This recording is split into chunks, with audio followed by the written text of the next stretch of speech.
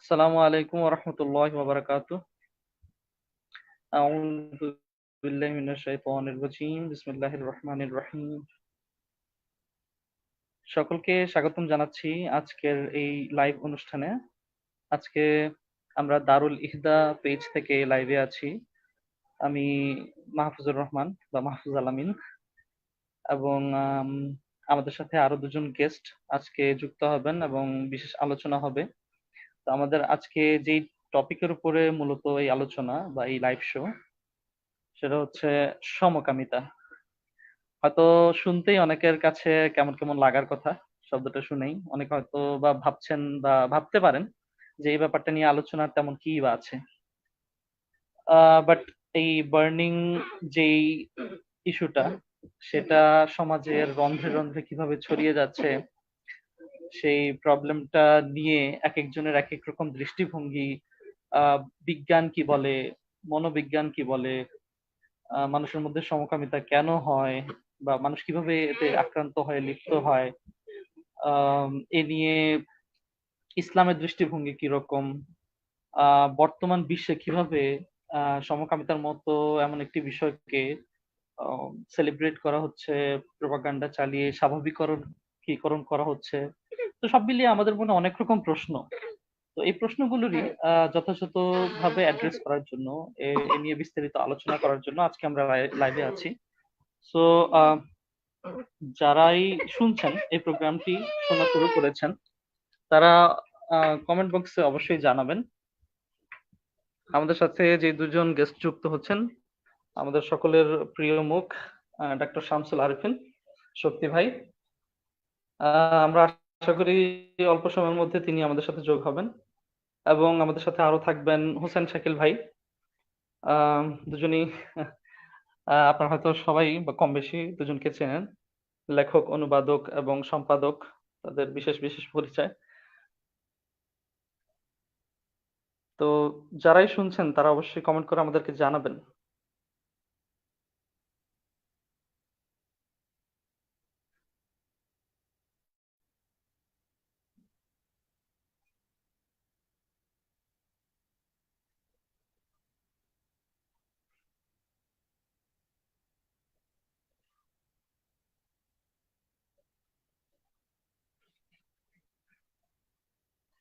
আমরা দেখতে পাচ্ছি আহ,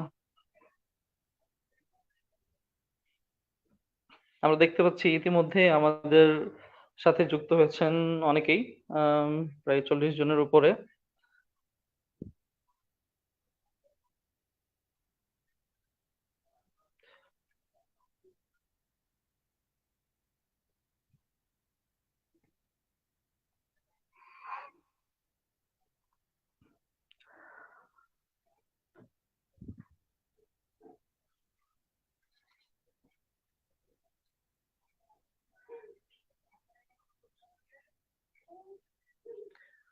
আপনারা আরেকটু ধৈর্য ধরুন।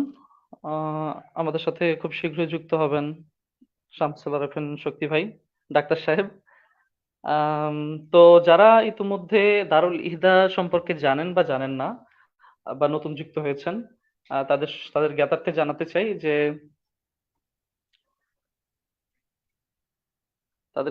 জানাতে চাই যে দারুল ইহদা এই প্রকাশনীটি আমার খুবই প্রিয় বন্ধু, আমার ভার্সিটির আহ, দিনের চলার সাথী তাজুল ইসলামের প্রকাশনী, তারই প্রথম বই।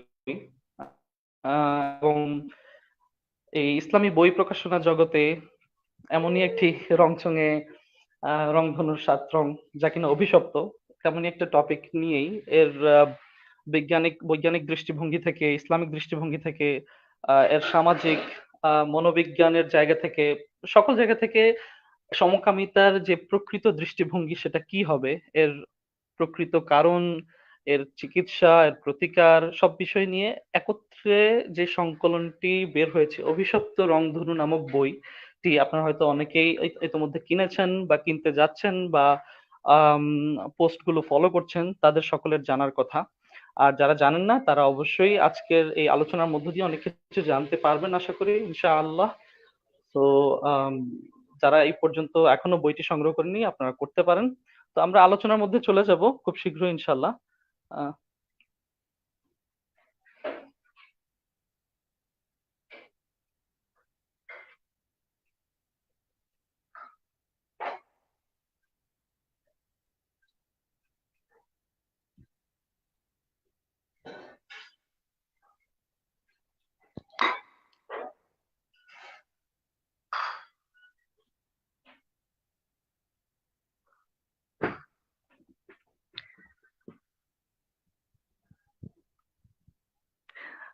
নাফিস নোয়ার ভাই জানতে চেয়েছেন বাবু কি লাইভে যোগ দিচ্ছে নাকি?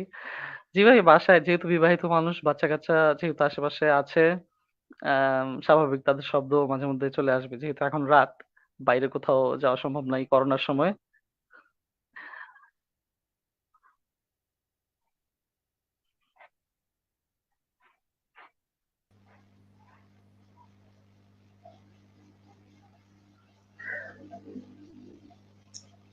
আসসালামু আলাইকুম রহমতুল্লাহ। শোনা যাচ্ছে আমাকে? শাকিল ভাই, মাহফুজ ভাই, শুনতে পাচ্ছেন আমার কথা? আসসালামু আলাইকুম রহমতুল্লাহ। ওয়ালাইকুম আসসালাম ওয়া রাহমাতুল্লাহি ওয়া বারাকাতুহু। হ্যাঁ, ডাক্তার সাহেব শোনা যাচ্ছে আলহামদুলিল্লাহ। আলহামদুলিল্লাহ। এতক্ষণ চলে আসছে। মাহফুজ ভাই শুরু করেন তাহলে ইনশাআল্লাহ। ভাই এবার গেছে কই?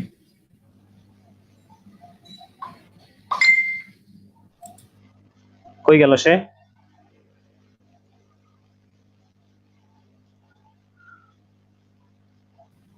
আচ্ছা, শক্তি ভাই, হ্যাঁ, ভাই মনে হয় একটু ইয়াতে গেছে। আমি ইনশাআল্লাহ শুরু করতেছি। ভাই কি একটু আচ্ছা।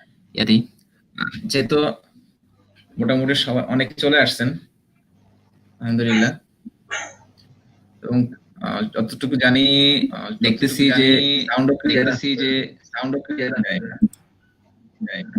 ভাই, একটা কি জিনিস কর? একটু ক্লিয়ার করা প্রয়োজন, আমার শব্দটা কি মানে ঠিক সময়ে যাচ্ছে কিনা? মানে অনেক সময় রিপিট হচ্ছে তো। তো এখন কি ঠিকভাবে শুনতে পাচ্ছেন? আপনারটা ঠিক মতো আসতেছে। ওই আমার রিপিট হচ্ছে জি। না, আমার রিপিট হচ্ছে না, আমার রিপিট হচ্ছে। আচ্ছা আচ্ছা, ঠিক আছে, আশা করি যদি ঠিক থাকে তাহলে আমরা শুরু করতে পারি আচ্ছা, আমার ইনশাল্লাহ। রিপিট হচ্ছে, কি করব? আচ্ছা, আমার রিপিট হচ্ছে, কি করব? আহ, আপনি যে লিংক থেকে ঢুকেছেন ওই লিংকেই শুধুমাত্র থাকলে ভালো হয়। পেজ থেকে ঢুকলে যেটা হয় যে রিপিট শোনা যায়, আমি যেটা খেয়াল করলাম।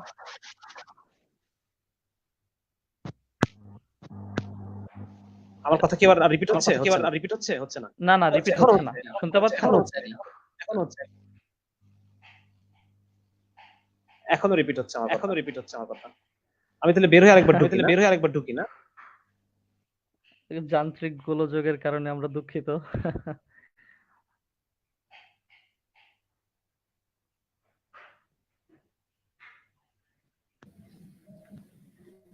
আমার কথা কি আবার রিপিট হচ্ছে? না না, রিপিট হচ্ছে না, শুনতে পাচ্ছেন?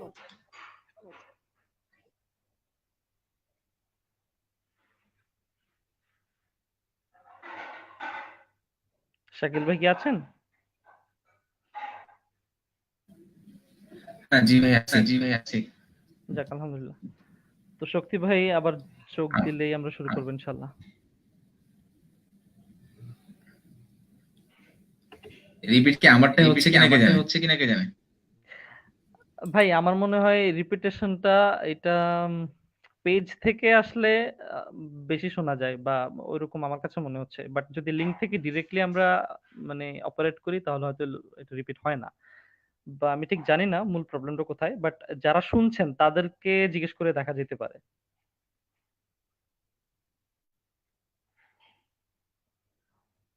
রিপিট কি আমারটাই হচ্ছে কিনা কে জানে? ভাই আমার মনে হয় রিপিটেশনটা এটা এখন কি রিপিট হয়? থেকে আসলে হাই সুবহানাল্লাহ।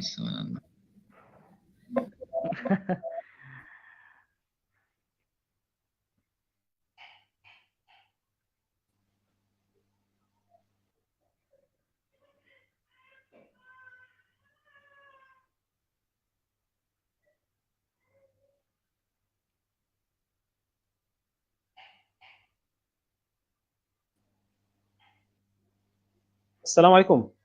মাহফুজ ভাই, আমার কি রিপিট হচ্ছে?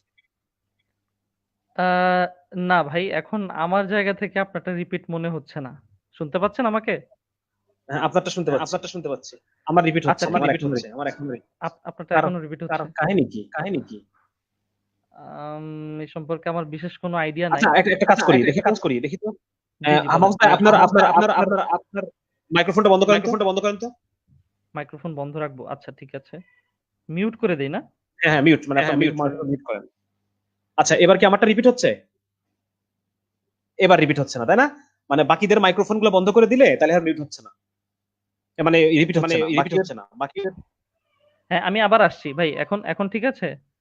আপনারটা ঠিক আছে, কিন্তু আপনি আচ্ছা যখন আপনার মাইক্রোফোন মানে আনমিউট করছেন তখন আবার রিপিট হচ্ছে। আচ্ছা, তাহলে আমাদের হয়তো একটা কাজ করতে হবে। একজন যদি কথা বললে এভাবে বাকিটা চলে, মাইক্রোফোন মিউট রাখতে হবে। মিউট রাখতে হবে। জি জি। হ্যাঁ হ্যাঁ হ্যাঁ হ্যাঁ হ্যাঁ হ্যাঁ।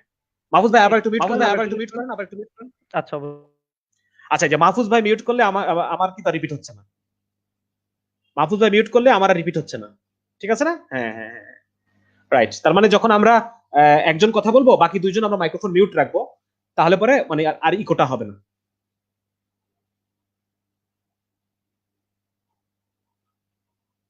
এখনো হচ্ছে আমারটা এখনো হচ্ছে? আমারটা কি রিপিট হচ্ছে?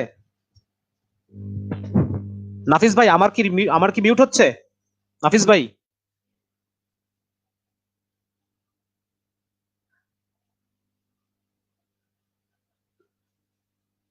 হ্যাঁ, আচ্ছা ঠিক আছে, হচ্ছে না। তাহলে ওই ভাই, আহ, হোসেন শাকিল ভাই, তাহলে ওইটাই বুঝছেন, যখন একজন কথা বলবো বাকি দুজন আমরা মাইক্রোফোন মিউট রাখবো, তাহলে ঠিক হয়ে যাবে ইনশাআল্লাহ। আমরা শুরু করতে পারি। অনেক সময় হয়ে গেছে, 20 মিনিট পার হয়ে গেছে অলরেডি। একজন কথা বললে বাকিরা মিউট রাখলে আর কোনো সমস্যা নেই।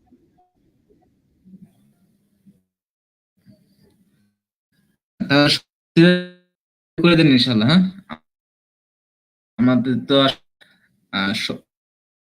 বিষয় সব নির্ধারিত, তো আমরা শুরু করে দিই ইনশাল্লাহ।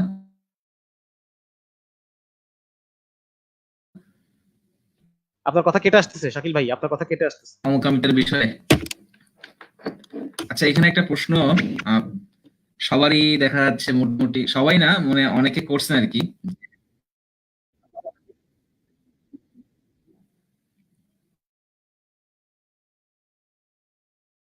আচ্ছা, wait, wait, wait.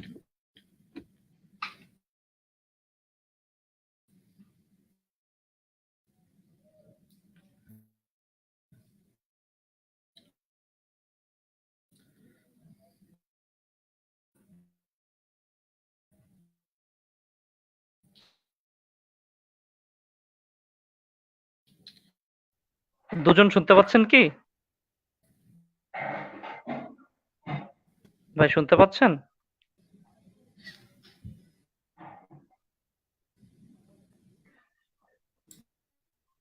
শাকিল ভাই শুনতে পাচ্ছেন কিনা?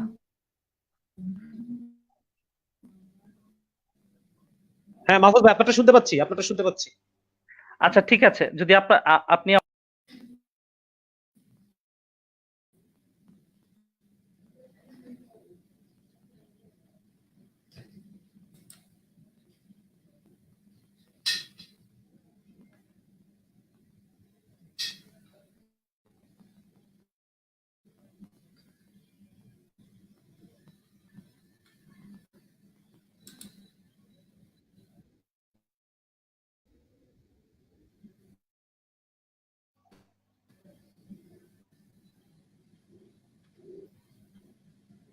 শাকিল ভাই, আচ্ছা, নেটওয়ার্কে খুব সমস্যা হচ্ছে। আম, যাই হোক, তো আমরা আস্তে আস্তে কথা শুরু করি টুকটুক করে, তাই না? অল্প অল্প করে শুরু করি। আসলে আমাদের আজকের আলোচনা যেটা, আপনারা সবাই জানেন যে কি বিষয়ে আমরা কথা বলবো। আহ, আমার কথা তো শোনা যাচ্ছে, তাই না? আমার কথা তো শোনা যাচ্ছে? আচ্ছা আচ্ছা, তো যে বিষয়টা নিয়ে আমরা কথা বলবো, এটা আপনারা সবাই অলরেডি জানেন যে আমরা এই বিষয়ে কথা বলবো। এবং পুরো কথাটা, আমরা যে কথাগুলো আজকে এখানে বলবো, আমরা হ্যাঁ হ্যাঁ, আমি শুরু করে দিয়েছি। আমার কথা কি শুনতে পাচ্ছেন কিনা আপনারা? আমার কথা কি শুনতে পাচ্ছেন কিনা? আচ্ছা, ঠিক আছে, ঠিক আছে, ঠিক আছে, ওকে। তো যেটা বলছিলাম যে আমাদের কথাটা আমরা সম্পূর্ণভাবে, আমরা মুসলিম, আমরা সবাই এখানে মুসলিম, হ্যাঁ, এবং একজন মুসলিমের কি করণীয়, অ্যাজ এ মুসলিম সমাজের কি করণীয় এই পরিস্থিতিতে, বর্তমান এই সমাজ বাস্তবতায় মুসলিম সমাজের কি করণীয়, একজন মুসলিম হিসেবে আমার কি করণীয়, বা যদি কেউ এমন থাকেন যার ভিতরে এই ধরনের টেন্ডেন্সি কাজ করছে, এই ধরনের ওয়াসওয়াসা কাজ করছে, কিন্তু তিনি মুসলিম, হ্যাঁ, কিন্তু তিনি মুসলিম, তো সেই ক্ষেত্রে তার কি করণীয়, সেই সমস্ত বিষয়ে আমরা এখানে আলোচনা করব। এখানে আমরা কোনো যুক্তি তর্ক লজিক দিয়ে এটা কাউকে যিনি অবিশ্বাসী বা এমন কেউ যাকে তাকে বুঝাই দেওয়া যে না এটা খারাপ, এ ধরনের কোনো কিছু আমরা করবো না। আমাদের মানদণ্ড হচ্ছে ওহী, আল্লাহ রাব্বুল আলামিন যে ওহী আমাদের কাছে পাঠিয়েছেন এবং রাসূলুল্লাহ সাল্লাল্লাহু আলাইহি সাল্লামের যে সুন্নাহ আমাদের কাছে এসেছে, সেই অনুযায়ী এই যে সমকামিতা বর্তমানে যে সমস্যা নিয়ে আমরা আলোচনা করছি, এটাকে ইসলাম কিভাবে দেখে সে বিষয়টা নিয়ে আমরা আলোচনা করব, এবং একজন মুসলিমের কি করণীয় সেই বিষয়টা নিয়ে আমরা আলোচনা করব। তো এখানে একটা বিষয়, এখানে খুব স্পষ্ট একটা বিষয় আছে, খুব, এটা আমরা সবাই জানি, এটা নতুন করে এই বিষয়ে বলার কিছু নেই, যে সমকামিতা ইসলামের দৃষ্টিতে এটা একটা জঘন্য গুনাহ, জঘন্য একটা অপরাধ, যেটা আহ, এটা একজন মুসলিমের কাছে প্রমাণ করার কিছু নেই। কোরআনের মধ্যে আল্লাহ তাআলা কওমে লুতের কথা এনেছেন, যে কওমে লুত, তাদেরকে আল্লাহ তাআলা সমকামিতা, এই সমকামিতার কারণে যে সারা পৃথিবী, এভাবে কোরআন এই আয়াতটা এইভাবে এসেছে যে তোমাদের পূর্বে আর কোনো জাতি এই ধরনের কোনো আহ নজির তারা দেখায় নাই, যে তারা নারীদেরকে রেখে পুরুষদের সাথে তারা সহবাস করতেছে, এই ধরনের নজির তোমাদের আগে আর কেউ দেখায় নাই। তো এই এই যে একটা মানে ফাহশা বা বেহায়াপনার একটা চরম যে একটা সীমা, এই সীমার কারণে আল্লাহ রাব্বুল আলামিন আমাদেরকে কোরআনে জানিয়েছেন যে তাদেরকে আল্লাহ তাআলা কি শাস্তি দিয়েছিলেন। তাদেরকে আল্লাহ তাআলা একসাথে 4টা আযাব আল্লাহ তাআলা তাদেরকে দিয়েছেন। অন্যান্য জাতি যারা আছে তারা বিভিন্ন স্পর্ধার কারণে আল্লাহ তাআলা তাদেরকে একটা সিঙ্গেল আযাবে আল্লাহ তাআলা তাদেরকে ধ্বংস করে দিয়েছেন। কিন্তু কওমে লুতের ক্ষেত্রে আল্লাহ রাব্বুল আলামিন কোরআনে আল্লাহ তাআলা বলেছেন যে আমি 4টা আযাব তাদেরকে দেওয়া হয়েছে। প্রথম তাদেরকে দেওয়া হয়েছে তাদের দৃষ্টিশক্তি কেড়ে নেওয়া হয়েছে, পুরো কম তাদের দৃষ্টিশক্তি আল্লাহ তাআলা কেড়ে নিয়েছেন। এরপরে যেটা হয়েছে যে তাদেরকে এরকম পুরো পুরো জনপদটাকে উল্টে দেওয়া হয়েছে, সম্পূর্ণভাবে উল্টে দেওয়া হয়েছে। সেখানে ফেরেশতাদের প্রচন্ড আওয়াজের মাধ্যমে তাদেরকে বধির করে দেওয়া হয়েছে, এবং সেই সাথে আকাশ থেকে পাথর বৃষ্টির মাধ্যমে তাদেরকে হত্যা করা হয়েছে। তো এটাকে সামনে রেখে আব্দুল ইবনে আব্বাস রাদিয়াল্লাহু তাআলা আনহু সমকামীদের শাস্তি ইসলামে কি হবে সেটার জন্য উনি এই ঘটনাটাকে, কোরআনের এই রেফারেন্সটাকে উনি টেনেছেন, এবং উনি বলেছেন যে ঠিক যেভাবে আল্লাহ রাব্বুল আলামিন কওমে লূতকে শাস্তি দিয়েছেন, ইসলামেও সমকামিতার শাস্তি সেটাই হওয়া উচিত। আব্দুল্লাহ ইবনে আব্বাস রাদিয়াল্লাহু তাআলা আনহু উনি এই মতামতটা পেশ করেছেন, এবং সেটা হচ্ছে কি, সেটা হচ্ছে যে তাকে আল্লাহ যেভাবে কওমে লূতকে শাস্তি দিয়েছেন, হ্যাঁ, মানে তাদেরকে উল্টে দিয়ে পাথর বর্ষণ করে, একই রকম ভাবে তাদেরকে যারা সমকামী, যারা ইসলামী রাষ্ট্রের সমকামী হিসেবে ধরা পড়বে, তাদেরকে উঁচু জায়গা থেকে ফেলে পাথর ছুঁড়ে হত্যা করা হবে। এভাবে করে উনি এই দলিল টেনেছেন আর কি। তো আমি যেটা বলতে চাচ্ছি যে এটা নিয়ে আমাদের মুসলিমদের মধ্যে কোনো ধরনের কোনো সংশয় নেই যে সমকামিতা এটা একটা জঘন্য অপরাধ, জঘন্য গুনাহ, এবং অশ্লীলতার একটা চূড়ান্ত পর্যায়, মানুষের একটা চূড়ান্ত একটা জৌর বিকৃতি এই সমকামিতা। তো এখানে প্রশ্ন আসে অনেক সময় যে সমকামিতা কাকে বলে, সমকামিতা কাকে বলে, এটা কাম কাকে বলে, এটা নিয়ে বিভিন্ন ধরনের বুদ্ধিজীবীদের বিভিন্ন কথাবার্তা আছে। হ্যাঁ, কেউ বলতে চাচ্ছেন যে মানে বর্তমানে এটা একটা টেন্ডেন্সি, মানে মানুষের এতকাল ধরে মানুষ ফিতরাতগতভাবে স্বভাবগতভাবে যে বিষয়গুলো জেনে এসেছে সেগুলোকে চ্যালেঞ্জ করা, এটা একটা টেন্ডেন্সি হয়ে গেছে আমাদের আহ পাশ্চাত্য সভ্যতার, যে মানুষের চিরন্তন যে বিশ্বাসগুলো, চিরন্তন যে নৈতিকতাগুলো, ধর্মের যে বিধানগুলো, সেগুলোকে প্রশ্ন করা, প্রশ্নবিদ্ধ করা, এটা একটা তাদের একটা টেন্ডেন্সি। তো সেখান থেকে তারা কাম, এটাকেও তারা মানে কি বলে এটাকে ভেগ, মানে অস্পষ্ট করে ফেলেছে, কামের সংজ্ঞায় অস্পষ্ট করে ফেলেছে। তারা বলতে চাচ্ছে যে কাম এটা শুধুমাত্র লিঙ্গ, জনিপথ, পায়ুপথ এগুলোর মধ্যে সীমাবদ্ধ না, কামের বিভিন্ন প্রকাশ নাকি হইতে পারে। হ্যাঁ, এগুলো কথা মানে তারা বলতেছে। তো আমরা এই ধরনের কোনো কচকচানির মধ্যে যাব না। সিম্পল স্বাভাবিক মানুষ ফিতরাত যেটা বোঝে সেটা হচ্ছে যে কাম এটা হচ্ছে যৌনতা, আমরা যৌনতা বলতে কাম বুঝি, এবং যৌনতার মধ্যে যৌন কর্মও সামিল, এবং যৌন আকর্ষণও সামিল। যৌন আকর্ষণ প্লাস যৌন কর্ম দুটো মিলেই আমরা যৌনতা বুঝবো। হ্যাঁ, এবং মানে মানুষের ফিতরাতের যে দাবি, ফিতরাতগতভাবে মানুষ যেটাকে বোঝে, সেই বুঝটাকে পাশ্চাত্য সমাজ বিভিন্নভাবে চ্যালেঞ্জ করতেছে, বিভিন্নভাবে অস্পষ্ট করে দেওয়ার চেষ্টা করতেছে, এবং এই অস্পষ্টতার স্বীকৃতি মানে অস্পষ্টের সাথে মিলায়, যেমন ধরেন একটা কথা হচ্ছে যে তারা বলতে চাচ্ছে যে এক ধরনের সমুদ্রে এই এই সমকাম বা সেম সেক্সের প্রতি আকর্ষণ যেটা, এটা নাকি এটা বিভিন্ন জীব জগতেও তারা পাওয়া যায়, রেফারেন্স দেখাচ্ছে বিভিন্ন জীব জগতের রেফারেন্স যে প্রাণীদের মধ্যে পাওয়া যায়। উদাহরণ হিসেবে একটা তারা বলতেছে যে এক ধরনের স্কুইড পাওয়া যায়, যেই স্কুইডটা স্বামী স্কুইড তার স্ত্রীকে আরেক পুরুষের দৃষ্টি থেকে বাঁচানোর জন্য, খেয়াল করেন ব্যাপারটা কিভাবে তারা মেলাচ্ছে জিনিসগুলোকে, এক স্বামী তার স্ত্রীটাকে আরেক পুরুষের দৃষ্টি থেকে বাঁচানোর জন্য সেই স্বামীটা সে নিজেই স্ত্রীর মতো মেয়েদের মতো আচরণ করতেছে এবং তার নিজের স্ত্রীকে সেফ রাখতেছে। কিন্তু এখানে কিন্তু কোনো, আমি অনেক ঘাটাঘাটি করলাম এটা নিয়ে, এটা কোনো এরকম কোনো রেফারেন্স নাই যে এই পুরুষটা মেয়েলি মেয়েলি ভাব করে সে আরেকটা পুরুষের সাথে সে সঙ্গম করতেছে, এটা কিন্তু কোনো রেফারেন্স নাই। ওই যে ছেলেটা যে একটা মেয়েলি ভাব ধরলো, এটাকেই তারা সমকামের মধ্যে নিয়ে এসে লাগাচ্ছে, যে প্রাণীদের মধ্যে এরকম পাওয়া যায় যে তারা সমকাম শো করে। কিন্তু কামনা মানে তো মানে যে আমরা যেটা বুঝি যে যৌন আকর্ষণ এবং যৌন সঙ্গমের যে বিষয়টা, সেটাকে তারা এখানে অস্পষ্ট করে ফেলছে, অস্পষ্ট করে ফেলে একটা অস্পষ্ট দলিল নিয়ে আসছে। ব্যাপারগুলো বুঝতে পারছেন কিনা? সঙ্গমের মানে কামের ডেফিনেশনটাকে অস্পষ্ট করে দিয়ে তারা একটা অস্পষ্ট দলিল নিয়ে আসছে যে এটা ওদের মধ্যে পাওয়া যায়। হ্যাঁ, এরকম ভাবে প্রতারণাগুলো এরকম ভাবে হচ্ছে। তো সমকাম সিম্পলি যেটা, যে একই লিঙ্গের প্রতি আকর্ষণ, একই লিঙ্গের প্রতি আকর্ষণ এবং একই লিঙ্গের প্রতি সাথে যৌন সহবাস, যেটা হ্যাঁ এই যৌন আচরণ, যৌন সহবাস, এটাকেই আমরা সমকাম বলবো। সমকাম বলবো নারী নারীর সাথে, পুরুষ পুরুষের সাথে যৌন আকর্ষণ বোধ করা এবং যৌন কর্ম করা, এটাকেই আমরা সমকাম বলতে আমরা এটাই বুঝবো। তো যেটা, আসসালামু আলাইকুম। ওয়ালাইকুম সালাম। জি ভাই, আপনি যেহেতু একাই টানছেন, যদি এখন কোনো সমস্যা না থাকে পরবর্তী হ্যাঁ অংশগুলো আমি আপনাকে প্রশ্ন করি, হ্যাঁ হ্যাঁ হ্যাঁ শুনে ভালো হ্যাঁ, হবে। চিৎকার তো চেঁচামেচি হচ্ছে কি? বাচ্চাদের চিৎকার শোনা যাচ্ছে। আচ্ছা দেখতে পাচ্ছেন, হ্যাঁ আচ্ছা। তো আমরা তো মোটামুটি আপনার কথা থেকে এটা বুঝতে পারলাম যে সমকামিতা কি, নরমালি কি রকমের ডেফিনেশন আমরা এখান থেকে আসলে পাবো, আর সমকামিতা কি সঠিক যৌন চাহিদা কিনা, বা বিকৃত যৌন চাহিদা কিনা, সে ব্যাপারে আমরা আসলে কিরকম ধারণা রাখবো সে ব্যাপারেও কিছু মানুষ জানতে চেয়েছেন। আচ্ছা, তো স্বাভাবিক যৌন চাহিদা বলতে আমরা কি বুঝি?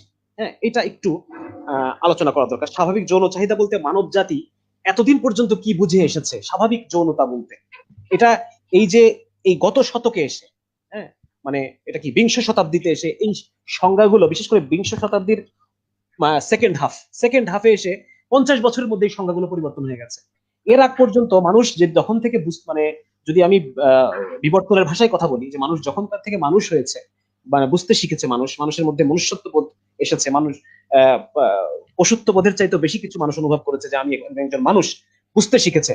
সেই সময় থেকে শুরু করে মানুষ যৌনতা বলতে, যৌন চাহিদা বলতে বা যৌন চাহিদার মেটানোর উপায় হিসেবে মানুষ কি মনে করতো, আপ টু বিংশ শতাব্দীর প্রথম হাফ পর্যন্ত মানুষ যৌন চাহিদা, স্বাভাবিক যৌন চাহিদা বলতে মানুষ এটাই বুঝতো যে যৌন চাহিদার সাথে প্রোক্রিয়েশন ব্যাপারটা থাকবে। হ্যাঁ, যেমন আমি সাইকোলজি অফ সেক্স বইটা, হ্যাভলক এলিস, মনোবিজ্ঞানী হ্যাভলক এলিস, উনি ওখানে এই সংজ্ঞাটাই নিয়ে এসেছেন যে স্বাভাবিকতা যখনই যৌন আচরণ, মানুষের যৌন আচরণ, মানুষের যৌন অভ্যাসটা, এটার সাথে যখন প্রোক্রিয়েশন মানে হচ্ছে বংশবৃদ্ধি ব্যাপারটা থাকবে না, যখনই মানুষের যৌন আচরণের সাথে বংশবৃদ্ধি বিষয়টা থাকবে না, তখন সেটা বিকৃতিতে প্রবেশ করবে। কত শতাব্দী পর্যন্ত ডেফিনেশন এইটাই, আমরা সব সব সব সব লিটারেচারে আমরা এই ডেফিনেশনই পাই যে যৌন আচরণ থেকে যৌন আচরণটা যখন এটার সাথে যখন বংশবৃদ্ধির কোনো সম্পর্ক থাকবে না, তার মানে বুঝতে হবে যে ওই যৌন আচরণটা বিকৃতির সীমার মধ্যে প্রবেশ করে ফেলছে। হ্যাঁ, তো এখন হঠাৎ করে গত শতাব্দীতে কি এমন হয়ে গেল যার কারণে সবকিছু সংজ্ঞাগুলো পরিবর্তন হয়ে গেল, মানুষ যৌন চাহিদা বলতে এখন অন্য কিছু বুঝে, হ্যাঁ বংশবৃদ্ধিটা তাদের উদ্দেশ্য না।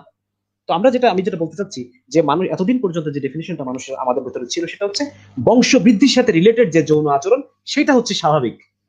সেটা শুরুটা হতে পারে এমন ভিন্ন একটা কিছু থেকে, দেখা যাচ্ছে যে একজন নারীর পোশাক দেখে তার প্রতি আগ্রহ চলে আসলো, আগ্রহটা আসতে পারে, কিন্তু শেষ পর্যায়ে সেটা সমাপ্তি হবে এমন একটা ওই সেক্সুয়াল অ্যাক্টের মাধ্যমে, যার মাধ্যমে বংশবৃদ্ধি হয়ে থাকে।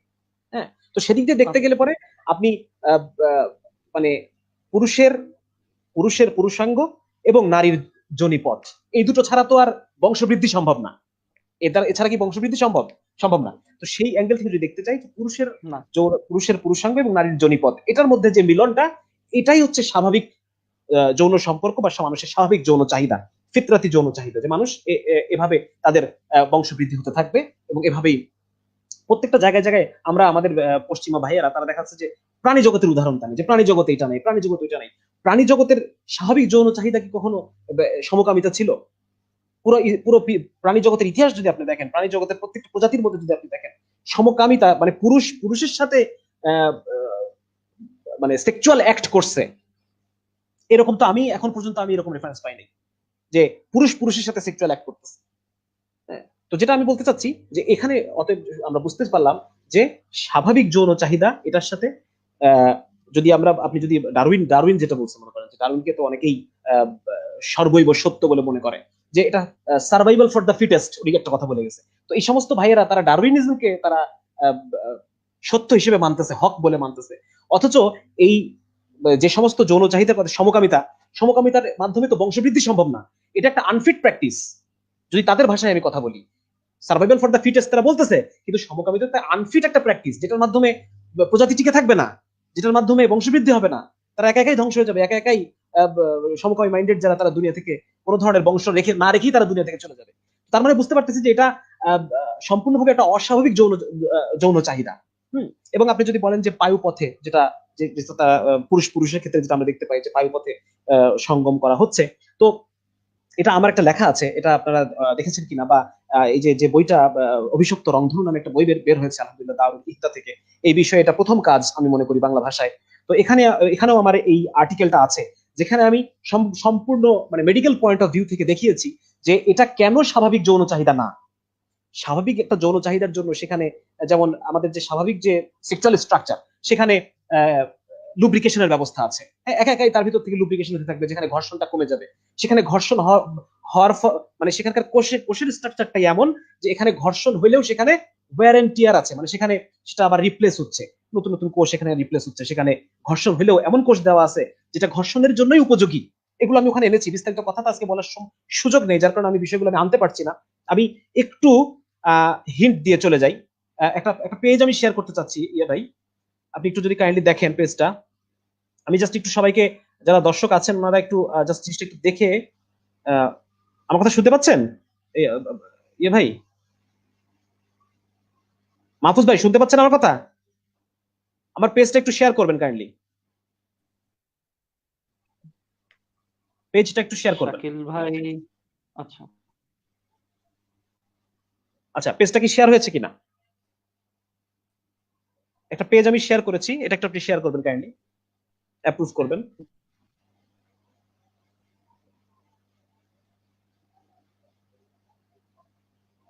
মাহফুজ ভাই পেরেছেন? হ্যালো, আচ্ছা, যারা আছেন বন্ধুরা যারা শুনছেন, যে আমি একটা জিনিস আমি দেখাতে পারছি না, এটা আমি একটা পেজ শেয়ার করেছি, সেটা সম্ভবত টেকনিক্যাল কোনো কারণে পেজটা দেখা যাচ্ছে না। তো এটা হচ্ছে আমার সেই আর্টিকেলটা যেটা আমি লিখেছি। শাকিল ভাই সম্ভবত জি জি। হ্যাঁ, শাকিল ভাই একটু শেয়ার করেন কাইন্ডলি। শাকিল ভাই, একটা পেজ আমি শেয়ার করেছি, এটা একটু কাইন্ডলি শেয়ার করেন। তো এখানে আমি ছবি সহ দেখিয়েছি যে এটা মানে আমাদের যে স্বাভাবিক যে সেক্সুয়াল প্র্যাকটিস, সেখানে সৃষ্টিগতভাবে কি কি দেওয়া আছে, সেখানে কোষগুলো কিভাবে দেওয়া আছে, সেখানকার কোষগুলো এই ঘর্ষণের যে একটা প্রভাব, সেই প্রভাবটাকে সহ্য করার মতো। হ্যাঁ, সেখানে বিভিন্ন ধরনের গ্ল্যান্ড আছে, বিভিন্ন ধরনের গ্রন্থি আছে, যেখান থেকে প্রচুর পরিমাণে লুব্রিকেশন বা রস উৎপন্ন হয়ে ঘর্ষণের বিষয়টাকে, মানে সেখানকার স্ট্রাকচার আমি অ্যানালাইসিস করেছি, যেখানে এটা বোঝা যাচ্ছে স্পষ্টভাবে যে এই যে স্বাভাবিক যে সেক্সুয়াল প্র্যাকটিস, আল্লাহ রাব্বুল আলামিন সেখানকার গঠনটা এমন ভাবে করে দিয়েছেন যে এটা স্বাভাবিক সেক্সুয়াল প্র্যাকটিস, হ্যাঁ, যেটা সেক্সুয়াল প্র্যাকটিসের জন্য উপযোগী। কিন্তু একই জিনিস যদি আপনি দেখেন, একইভাবে আমি এটা কম্পেয়ার করেছি যে পায়ুপথ, সেখানে কি ধরনের কোষ দেওয়া আছে, সেই ধরনের সেখানে কোষগুলো কি ঘর্ষণের জন্য উপযোগী? হ্যাঁ, এখানে স্পষ্টভাবে অ্যানাটমি থেকে বা হিস্টোলজি যেটা আমাদের কোষতত্ত্ব, সেখান থেকে আমি দেখিয়েছি যে সেখানে আপনারা পড়লে পরে বুঝতে পারবেন, খুব সহজে লেখার চেষ্টা করেছি যে পায়ুপথটা ওই রকম না। এবং সেই জন্য দেখা যায় যারা সমকামী, যারা পায়ুপথে সঙ্গম করে, এদের ক্ষেত্রে পায়ুপথের ক্যান্সারের পরিমাণ খুব বেশি, প্রচুর পরিমাণ তাদের পায়ুপথের ক্যান্সারের হওয়ার সম্ভাবনা অনেক বেশি। হোসেন ভাই, পেজটা দেখানো যাচ্ছে না? আমি একটা পেজ শেয়ার করেছি হোসেন ভাই। হ্যাঁ হ্যাঁ হ্যাঁ, আচ্ছা, এখন আপনারা দেখতে পাচ্ছেন পেজটা এখন আপনারা দেখতে পাচ্ছেন। আমি পেজে ফিরে যাচ্ছি, এই যেখানে আমি এখানে সবকিছু দেখিয়েছি। হ্যাঁ, এটা আমার ওয়ালেও আছে, আপনারা যাদের ইচ্ছা আপনারা পড়তে পারেন। ওটার নাম হচ্ছে আর রিজাল উবির রিজাল, আর রিজাল উবির রিজাল নামে এই এটা আছে। সেখানে আমি দেখিয়েছি যে পায়ুপথের স্ট্রাকচারটা কেমন, সেখানে সেই জায়গাটা কখনোই সঙ্গমের উপযোগী নয়। সেখানে যদি সঙ্গম করা হয় এর ফলে যেটা হবে সেখানকার কোষগুলোই এমন যে সেখানে ক্যান্সার তৈরি হবে, এবং ক্যান্সার যার কারণে সমকামী পায়োমিলনে দেখেন পায়োমিলনে পায়ু ক্যান্সারের সম্ভাবনা বেড়ে যায়।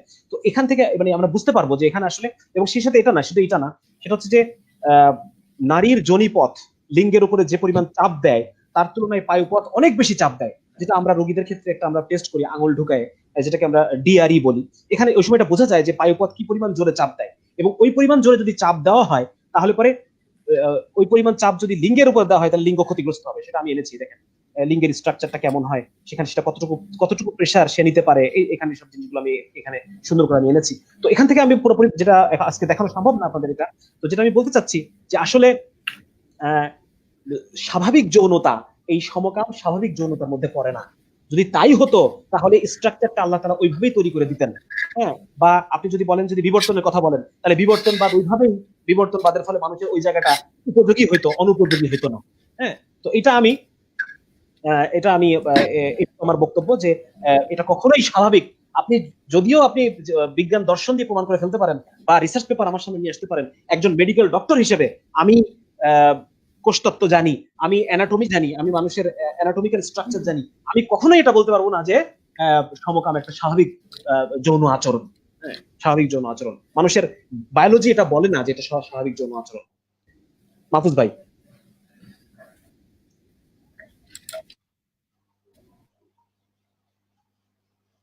মাহফুজ ভাই,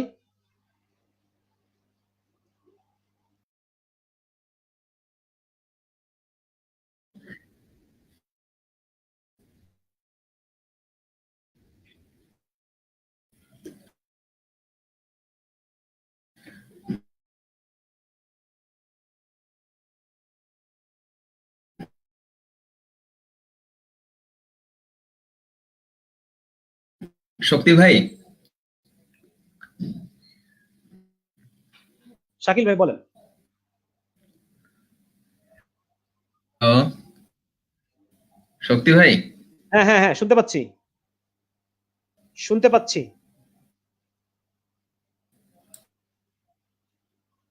শুনতে পাচ্ছি।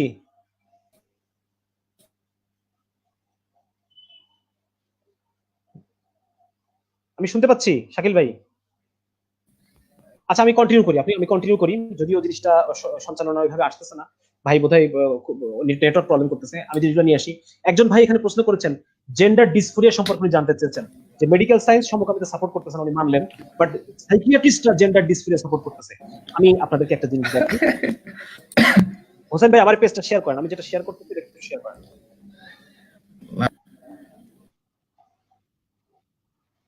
হ্যাঁ, হোসেন ভাই এই পেজটা একটু শেয়ার করেন কাইন্ডলি।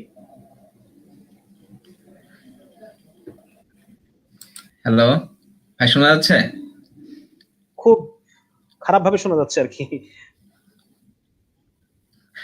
ভাই আমার এখানে নেটের সমস্যা করতেছে, হ্যাঁ বুঝতে পারছি, আমি এখন যদি বলতে পারতেন ভালো হতো। আমি বুঝতে পারতেছি, আমি বলতেছি স্ক্রিন শেয়ার করলে এটা ভালো। আমি বলতেছি স্ক্রিনটা শেয়ার করা গেলে একটু শেয়ার করে দেন কাইন্ডলি।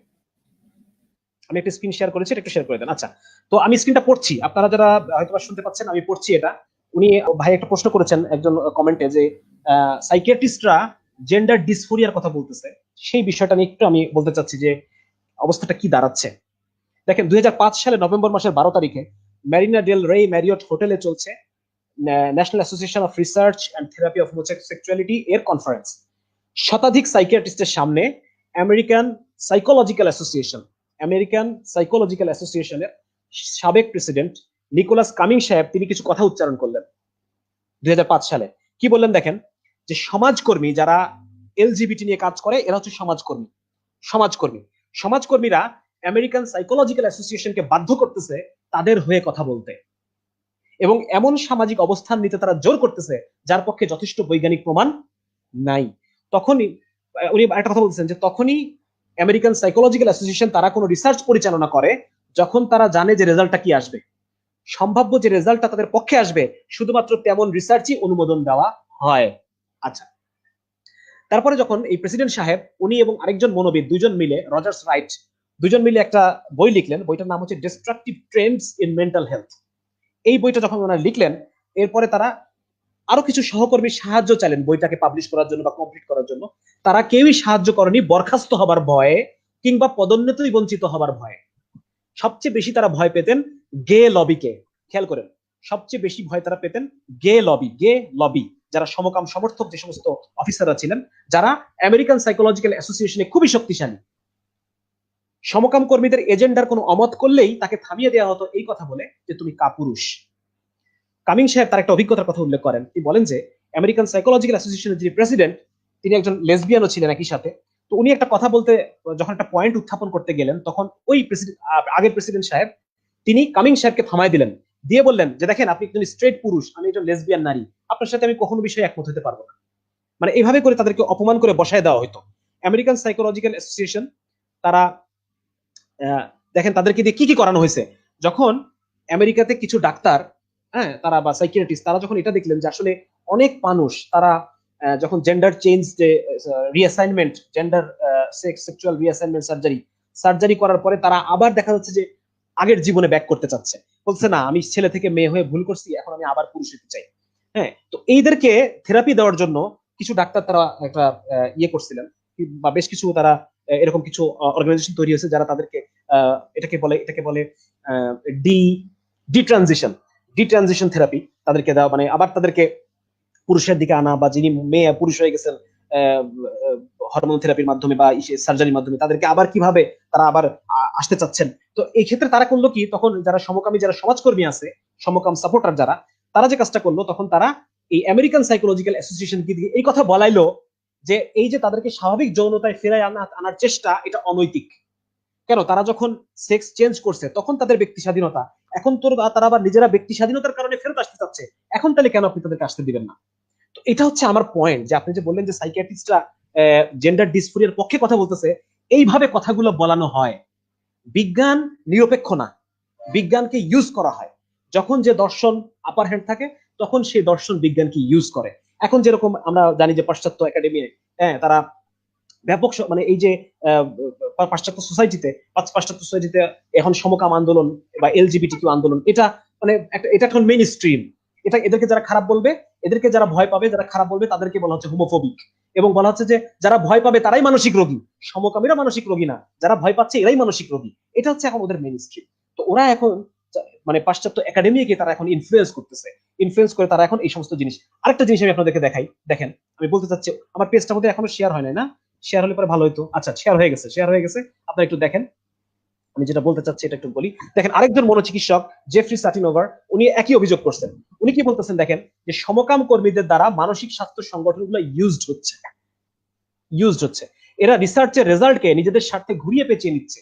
এবং উনি বলতেছেন যে বিজ্ঞানের এই বিকৃতি এত ব্যাপক যে যেটা আমাদের কল্পনারই বাইরে।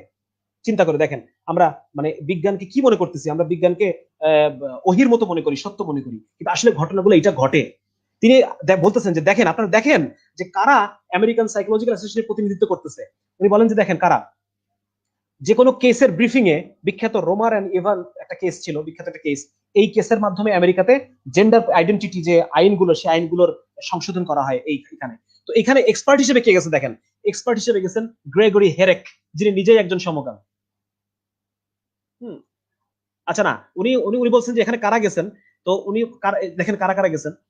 একজন গেছেন হচ্ছে দুইজন জেন্ডার পরিচয় এক্সপার্ট হিসেবে, উনি দুইজনের নাম উল্লেখ করেন, দুইজনের রেফারেন্স উনি কথা, যে সায়েন্স জেন্ডার ডিসফোরিয়ার পক্ষে কথা বলতেছে, সেখানে দুইজনের রেফারেন্স উনি ইউজ করছেন। একজন হচ্ছে জন মানি, আপনারা এটার নাম সবাই জানি, যারা মোটামুটি সমকামী আন্দোলন বা সমকামের এই বর্তমান যে দর্শন, এটা নিয়ে আমরা যারা কম বেশি পড়াশোনা করি, জন মানির নামটা আমাদের কাছে খুব পরিচিত।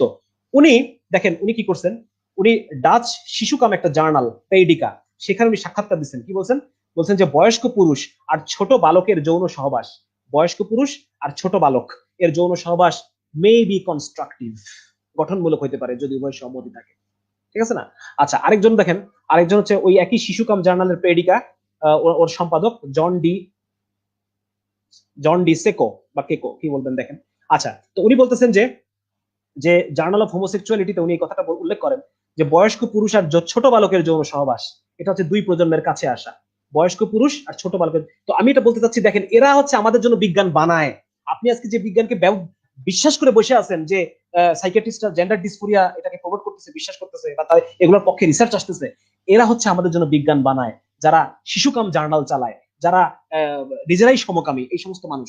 তো এটা আমি বলতে চাচ্ছি, দেখেন যে আমরা তো বিনা প্রশ্নে মেনে নেই সমকাম এবং নারীবাদের অধিকাংশ বৈজ্ঞানিক গবেষণাগুলো এপিএ তে হয়, এপিএ রান করে, এপিএ ফান্ডিং করে। হ্যাঁ, তো সেক্ষেত্রে মানে ব্যাপারটা বুঝে খুব সহজেই বুঝতে পারতেছি আমরা যে আসলে এখানে ঘটনাগুলো কি দাঁড়ায়।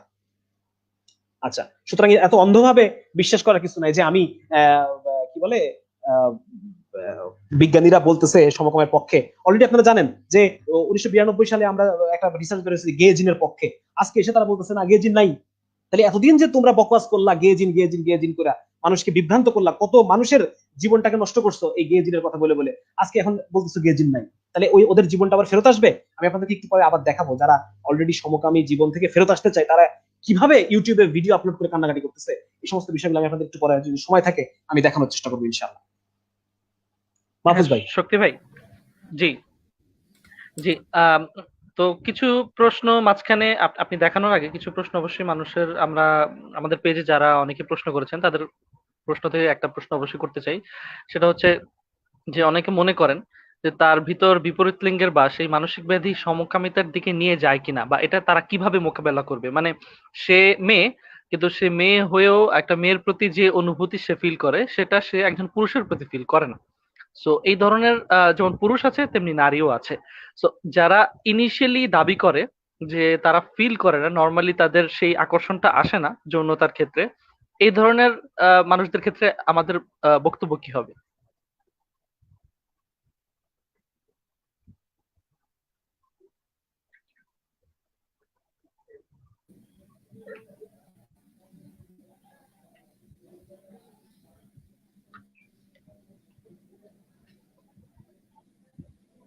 ভাই প্রশ্নটি বুঝতে পেরেছেন?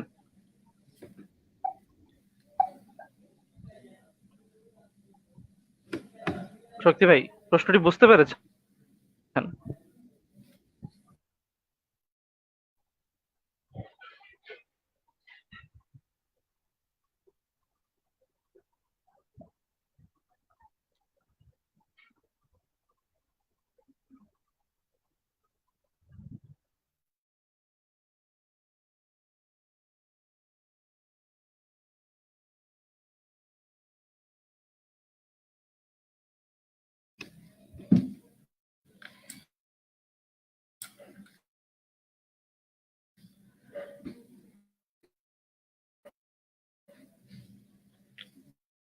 আচ্ছা মাহফুজ ভাই। জি ভাই, জি বলুন। হ্যালো। জি শুনতে পাচ্ছেন শাকিল ভাই?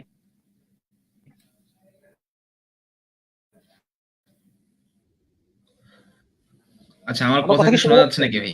মানে ক্লিয়ার কিনা? এই আমি এতক্ষণ যা আমি বললাম শুনতে শোনা পাচ্ছি, যায় না? আমারটা কি শোনা যাচ্ছে কিনা? হ্যাঁ আমি সত্যি এতক্ষণ শোনা। যা বললাম কিছু শোনা যায় নাই? না, এতক্ষণ ও কোনো আচ্ছা, কথা আমি আসে নাই ভাই, মানে এই মাত্র মাইক্রোফোন মিউট আসলো করে আর কি। এতক্ষণ ধরে পেছন করতেছি। আপনার আচ্ছা কথা আমি মাত্র শোনা যাচ্ছে। আচ্ছা আমি কথা না না শুরু কিছু করি শোনা আবার। যায় না আর কি, এতক্ষণ তো আচ্ছা মিউট আমি দেখাচ্ছিল আর কি আপনার মাইক্রোফোনটা। আচ্ছা আচ্ছা আমি আবার বলতেছি শক্তি ভাই তার আগে তো ঠিক আছে, যেটা একটু একটু ভাই। মাহফুজ ভাই যে প্রশ্নটা করলেন আচ্ছা এর অ্যান্সার আমি আসতেছি। সেটা হচ্ছে তার আগে একটু কথা বলি ভাই ভাই, যে আমাদের। মাহফুজ ভাই এই যে শক্তি ভাই, হ্যাঁ। এটা হচ্ছে একজন জানতে চেয়েছেন আর কি যে জেন্ডার ডিসফোরিয়া জিনিসটা কি, মানে এত আলোচনা যে করলেন সেটা উনি আচ্ছা জানেন না আর বলতেছি কি, যে সংজ্ঞাটা আসলে কি বলতেছি একটু বলে দিন কষ্ট করে। হ্যাঁ, বলতেছি। হ্যাঁ হ্যাঁ ঠিক জেন্ডার আছে। ডিসফোরিয়া জিনিসটা কি? আচ্ছা, তো যেটা প্রশ্ন ছিল যে এটা জেন্ডার ডিসফোরিয়া সম্পর্কে একটা প্রশ্ন করলেন হোসেন ভাই। আরেকটা প্রশ্ন ইয়ে ভাই করলেন যে মাহফুজ ভাই একটা প্রশ্ন করলেন কি যেন, যে যারা ভিতরে ভিতরে নিজের মধ্যে মেয়ে অনুভব করে, নিজেকে মেয়ে অনুভব করে। তো এটা আসতে চাচ্ছি আসলে আমাদের আজকের সেশনটা আমরা মুসলিম যারা আল্লাহর হুকুমে বাঁচতে চাই, আল্লাহর হুকুমের মধ্যে বাঁচতে চাই, আল্লাহকে খুশি করতে চাই আমাদের আমাদের জন্য, আমাদের বোঝার জন্য। সেই জন্য সেই অ্যাঙ্গেল থেকেই আমার কথাগুলো হচ্ছে। কোনো কিছু প্রমাণ করতে এখানে বসে নেই, কারণ আমাদের ধর্মে ইসলাম অলরেডি প্রমাণ করেই দিচ্ছে সবকিছু। ইসলাম যেটাকে ভালো বলবে ওটাই আমাদের কাছে ভালো, ইসলাম যেটাকে খারাপ বলবে ওটাই আমাদের কাছে খারাপ। পাশ্চাত্য সভ্যতা যেরকম স্বাধীনতা, সম্মতি এগুলোর ভিত্তিতে ভালো খারাপ নির্ধারণ করে, আমরা সেটা করি না। আমরা আল্লাহর ওহীর ভিত্তিতে ভালো খারাপ নির্ধারণ করি। তো যাই হোক, যেটা বলতে চাচ্ছিলাম সেটা হচ্ছে যে এক নম্বর হচ্ছে জেন্ডার ডিসফোরিয়া কি জিনিস। এটাই জেন্ডার ডিসফোরিয়া। কেউ তার জেন্ডার আইডেন্টিটি নিয়ে সন্দিহান, সে নারী না পুরুষ, সে এটার মধ্যে সন্দেহের দোলাচলে ভুগতেছে, এটাকেই বলা হয় জেন্ডার ডিসফোরিয়া। এটাকে বলা হয় জেন্ডার ডিসফোরিয়া, মানে সে তার নিজের জেন্ডার সম্পর্কে, নিজের লিঙ্গ সম্পর্কে, আমি নারী না পুরুষ, এটা নিয়ে সন্দেহে ভুগতেছে। এটা হচ্ছে জেন্ডার ডিসফোরিয়া। তো যেটা মাহফুজ ভাই যে প্রশ্নটা করলেন যে অনেক ভাই এরকম আছেন যিনি মনে করতেছে যে আমি নারী, আমি পুরুষের শরীরে আটকা পড়া নারী, আমি আসলে নারী কিন্তু আমার জন্ম হয়েছে একটা ভুল শরীরে, এরকম অনেকে মনে করে, অনেক প্রশ্ন আমাদের কাছে আসে অনেক সময়।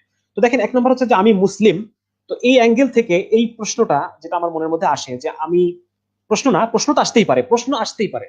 হ্যাঁ, সাহাবাই কেরাম রাদিয়াল্লাহু তাআলা আনহুম তারা রাসূল সাল্লাল্লাহু আলাইহি ওয়াসাল্লামের কাছে জিজ্ঞেস করছে, ইয়া রাসূলুল্লাহ, আমাদের তো মনে অনেক প্রশ্ন আসে যেগুলো ইমানের পরিপন্থী, আল্লাহ সম্পর্কে এমন অনেক কথা মনের মধ্যে আসে, আপনার সম্পর্কে এমন অনেক কথা মনের মধ্যে আসে যেগুলো ইমানের পরিপন্থী, ইমানের আহ ইমানের অপোজিট বিষয়, ইমানের বিপরীত বিষয়, এমন কথা মনের মধ্যে আসে। তো এটার জন্য কি আল্লাহ তাআলা আমাদেরকে ধরবেন? রাসূল সাল্লাল্লাহু আলাইহি ওয়াসাল্লাম এই কথা বলেন যে কম বেশি এরকম কথাটা, যে মনের মধ্যে যে কথাগুলো আসে সেইগুলো যদি মুখে না বলা হয়, মুখে যদি না বলা হয়, তাহলে আহ, এটা আল্লাহ তাআলা এটার জন্য কোনো গুনাহ লিখবেন না, এটার জন্য ধরবেন না। হ্যাঁ, তো এবং এই যে এই বিষয়গুলো মনে আসবে, মানুষের মনে অনেক কথা আসে, অনেক কিছু আসে, আল্লাহর মর্যাদার খেলাফ অনেক কথা আসে, ইসলামের বিপরীত অনেক কথা মনে আসতে পারে। তো এগুলোকে বলা হয় শয়তানের ওয়াসওয়াসা। শয়তান আমাদের মধ্যে কিছু কথা ফুঁকে দেয়, ওয়াসওয়াসা দেয়। তো ওয়াসওয়াসার ইলাজ হচ্ছে সেটাকে ইগনোর করা। যদি একটা কথা মনের মধ্যে আসে সেটাকে ইগনোর করলাম, আউযুবিল্লাহি মিনাশ শাইতানির রাজিম পড়লাম, হ্যাঁ, এই ইগনোর করে দিলাম, হ্যাঁ, আউযুবিল্লাহ পরে বাম দিকে 3 বার থুতু ফেলার কথা আসছে আমাদের হাদিসে। তো এইগুলো করার দ্বারা এটা ইগনোর করাই হচ্ছে এর একমাত্র ওষুধ, যেটা আমার মনের মধ্যে আসে। এখন হচ্ছে আপনি এই ওয়াসওয়াসাটাকে বিশ্বাস করলেন, শয়তান আপনার মনের মধ্যে ক্রমাগত ওয়াসওয়াসা দিচ্ছে এবং এই ওয়াসওয়াসাটাকে আপনি বিশ্বাস করে বসে আছেন। তো এই বিশ্বাসটা কি? আমি ভুল শরীরে আমার জন্ম, আল্লাহ ভুল করছেন, আল্লাহ ভুল করে আমাকে এই শরীরে পাঠাইছেন, এই বিশ্বাসটা ইমানের পরিপন্থী বিশ্বাস। তার মানে এই ধরনের ওয়াসওয়াসা আমাদের মনের মধ্যে আসবে, এটা স্বাভাবিক। নাউজুবিল্লাহ। ওয়াসওয়াসাটাকে আমি পাত্তা দিব না। এটাই হচ্ছে আমার মুমিন হিসেবে, একজন মুসলিম হিসেবে আমার করণীয় হচ্ছে এটাকে পাত্তা না দেওয়া। এটা হচ্ছে আমার আমার উপরে কোরআন এবং হাদিসের হুকুম, ওলামায়ে কেরামের হুকুম হচ্ছে এটা। তো এটাকে যখন আমি পাত্তা দিতে থাকবো মনের মধ্যে, আমি এটাকে, হ্যাঁ, এটাকে আমি মনের মধ্যে, এটাকে আমি নার্চার করতে থাকবো, লালন পালন করতে থাকবো কথাটাকে, এবং এটা এক পর্যায়ে আমার বিশ্বাসে পরিণত হয়ে যাবে যে আমি মনে হয় আসলেই মেয়ে, আমি বোধহয় আসলেই মেয়ে। তো এটা যখন আমার বিশ্বাসে পরিণত যাবে, তো এই বিশ্বাসটা ইমানের বিপরীত বিশ্বাস। আমি মনে করতেছি যে আল্লাহ তাআলা ভুল করে আমাকে এই শরীরে পাঠাইছে। তো যার কারণে এখান থেকে শয়তানের ওয়াসওয়াসা থেকে আল্লাহর কাছে পানা চাওয়া, বেশি বেশি কান্নাকাটি করা। যেমন কয়দিন আগে এক ভাই একটা আমাকে প্রশ্ন করেছেন যে উনি আরেকজন ভাইয়ের কথা বলতেছেন যে সে আল্লাহর কাছে এই দোয়া করে যে আল্লাহ আমার সেক্স চেঞ্জ করায় দেন, আমার জেন্ডারকে চেঞ্জ করায় দেন, আমি আমি পুরুষ, আমাকে আমাকে মেয়ে করে দেন। সেটা সে আল্লাহর কাছে দোয়া করে এবং সে মনে করে যে আল্লাহ, আহ, আমি আপনার অসাধ্য তো কিছু নেই, আপনি তো সবই পারেন, আপনি চাইলে আমাকে মেয়েও করে দিতে পারেন। সেজন্য এখানে দোয়া করতেছে। তো দেখেন, আপনি এটা দোয়া করতেছেন যে আল্লাহ আপনি আমাকে মেয়ে করে দেন, আপনি তো এটা দোয়া করতেছেন না যে আল্লাহ আপনি আমাকে পুরুষ করে দুনিয়াতে পাঠাইছেন, অতএব আমাকে এই অবস্থার উপরে আমাকে সন্তুষ্ট করে দেন। এটা তো দোয়া করতেছেন না আপনি। আল্লাহ তো চাইলে আপনার মনকে বদলা পরিবর্তন করে দিতে পারে। আপনি আজকে নিজেকে মেয়ে মনে করতেছেন, আল্লাহ তো চাইলে এটা আপনাকে মনে করে দিতে পারে যে আপনি পুরুষ। আপনি তো সেই দোয়া করতেছেন না, তার মানে এটা খায়ের সাথে অনুসরণ হচ্ছে। আপনি নিজের খায়ের সাথে ফলো করতেছেন, ফলো করে দোয়া করতেছেন। তো আমার কথা হচ্ছে এটা, যে কেউ যদি নিজের মনের মধ্যে এটা আসে যে আমি আমি পুরুষ না, আমি হয়তো বা মেয়ে, তো এটা শয়তানের ওয়াসওয়াসা, এটা এজ এ মুসলিম আমাকে ইগনোর করতে হবে এবং এটাকে বিশ্বাসে পরিণত হইতে দেওয়া যাবে না। এবং আমি যদি আপনাকে কিছু ভিডিও দেখাই, এখন আসলে সময় নাই, যার কারণে এটা আমি দেখাতে পারতেছি না। এটা কেন মনে আসে? এটা মনে আসার কয়েকটা কারণ আছে, যেটা আমি সামনে, আমি কি কথা কন্টিনিউ করে যাব ভাই মাহফুজ ভাই, যে মানুষ কেন তার মধ্যে হ্যাঁ এই ভাই। সমকামী চেতনাগুলো আসে, আমি কি ভাই কথাগুলো ভাই বলতে পারি? জি, হ্যাঁ, এটা কন্টিনিউ করার আগে মানে সম্পূরক একটা প্রশ্ন বা আসলে একটা মৌলিক প্রশ্ন আমরা এড়াই গেলে হবে জি, না, সেটা হচ্ছে যে কি কি কারণে একজন স্বাভাবিক মানুষের মধ্যে সমকামিতা চলে আসতে পারে, মানে এই আচ্ছা সমকামিতার প্রতি মানুষ যে কিভাবে তারা আক্রান্ত হতে পারে বা আচ্ছা, লিপ্ত হতে পারে, এই কারণগুলো অনেকের জানা নেই, যে কারণ সম্পর্কে একটু বললে ভালো হয়। ঠিক আছে। তো এটা আমি আপনাদেরকে যদি একটা কিছু রিসার্চ পেপার দেখাতে পারতাম, আমি ডাউনলোড করছি কিন্তু ওরা অন্য ল্যাপটপে আছে রিসার্চ পেপারগুলা, যে ওনারা অ্যানালাইসিস করে দেখেছেন যে সমকামী আচরণের সাথে এক তো জিনের কোনো সম্পর্ক নাই, তো নাই, জিনের কোনো সম্পর্কই নাই, সেই সাথে হরমোনের সম্পর্ক আছে কিনা এটাও তারা সন্দিহান। বিজ্ঞানীরা এটাও তারা বলতেছে না, হরমোনের কোনো সম্পর্ক, এটা আমরা সিগনিফিকেন্ট কোনো সম্পর্ক আমরা হরমোনের পাইনি। তো যার কারণে এটা মানে জেনেটিক, ওর কি দোষ এটা বলা যাবে না, বা হরমোনের সমস্যা, ওর কি দোষ, এগুলো বলার কোনো স্কোপ নাই। যদি সেই স্কোপটা থাকতো, তাহলে পরে আমরা মেডিকেল সায়েন্স আমরা জানি যে একটা একটা জেন্ডার, একটা জেনেটিক সমস্যা আছে, সেখানে X X X double Y একটা মানে ক্রোমোজোম থাকে, মানে একটা এক্সট্রা ক্রোমোজোম থাকে যেটা ওয়াই, মানে হচ্ছে সেটা পুরুষ ক্রোমোজোম থাকে, এবং যারা এই কারণে তার টেস্টোস্টেরন অনেক বেশি থাকে, যেহেতু তার পুরুষ ক্রোমোজোম একটা বেশি, যার কারণে তার টেস্টোস্টেরন হরমোনটা অনেক বেশি থাকে এবং এই কারণে সে অপরাধ প্রবণ হয়। এবং এরকম অনেক রিসার্চ পেপার আছে যেখানে আপনি দেখবেন যে টেস্টোস্টেরন হরমোনকে, পুরুষের যে টেস্টোস্টেরন হরমোন, সেই হরমোনটাকে বিভিন্ন অপরাধ প্রবণতার জন্য দায়ী করা হয়। এখন একটা ধর্ষক যদি এসে আপনাকে বলে যে আমার এটা আমার হরমোনের সমস্যা, আমার কি দোষ, তাহলে কি আপনি তার কথা মেনে নেবেন? মেনে নিতে পারবেন না। আপনাকে যদি একজন চোর এসে বলে যে এটা আমার কি দোষ, এটা তো আমার আমার ভিতর আমার অনুভূতি, হ্যাঁ আমার অনুভূতি তো আমি অস্বীকার করতে পারি না, আমার তো হাত নিষ্পিস করে আমার চুরি করার জন্য, এটা আমার আমার আমার চুরি না করলে তো আমি খাবো কিভাবে, তো এটা তার অনুভূতিকে আপনি কিভাবে ডিনাই করবেন? তো এইভাবে যদি আপনি জাস্টিফাই করা শুরু করেন, পৃথিবীর সমস্ত অপরাধকে আপনার জাস্টিফাই করতে হবে, সমস্ত অপরাধকে জাস্টিফাই করতে হবে। তো ব্যাপারটা হচ্ছে এটা যে এভাবে জাস্টিফাই করা যাবে না। তো আর যেটা মাহফুজ ভাই যে প্রশ্নটা আমাকে মাত্র করলেন সেটা হচ্ছে যে এই অনুভূতিগুলো আমাদের মধ্যে কেন আসতে পারে। মোটা দাগে আমি যে কয়জন সমকামীর সাথে আমার পরিচয় বা আমার জানাশোনা, এবং সেই সাথে আপনি ইন্টারনেটে গেলে পরে অনেক এক্স সমকামী যারা আগে সমকামী ছিল, সমকামী জীবন কাটাইছে, সার্জারি করছে, 8-9 বছর তার ট্রান্সজেন্ডার লাইফ লিড করছে, এরপর তারা আবার ফেরত আসছে, এরকম বহু ভিডিও আপনি পাবেন। সেখানে তাদের তাদের এক্সপিরিয়েন্স গুলো যদি আপনি দেখেন, তো মোটা দাগে দুটো জিনিস আপনি তাদের মধ্যে মানে দুইটা আপনি টেন্ডেন্সি আপনি পাবেন যার কারণে এই সমকামী চেতনাগুলো তাদের মধ্যে আসছে। এক নাম্বার টেন্ডেন্সি হচ্ছে যে ছোটবেলা থেকে, একদম যখন ছোটবেলা থেকে তাদের মধ্যে দেখা যাচ্ছে যে একটা দেখা যাচ্ছে বিপরীত লিঙ্গের কাপড় চোপড় পরানো। যেমন আমি আপনাদেরকে একটা উদাহরণ দেই, একটা একটা স্ক্রিন আমি শেয়ার করতে চাচ্ছি। আসলে আচ্ছা এখানে আচ্ছা এত স্ক্রিন শেয়ার করলে আসলে অনেক সময় চলে যাবে, আমাদের আসল কথা বলতে পারবো না আর কি, এত স্ক্রিন শেয়ার করা যাবে না।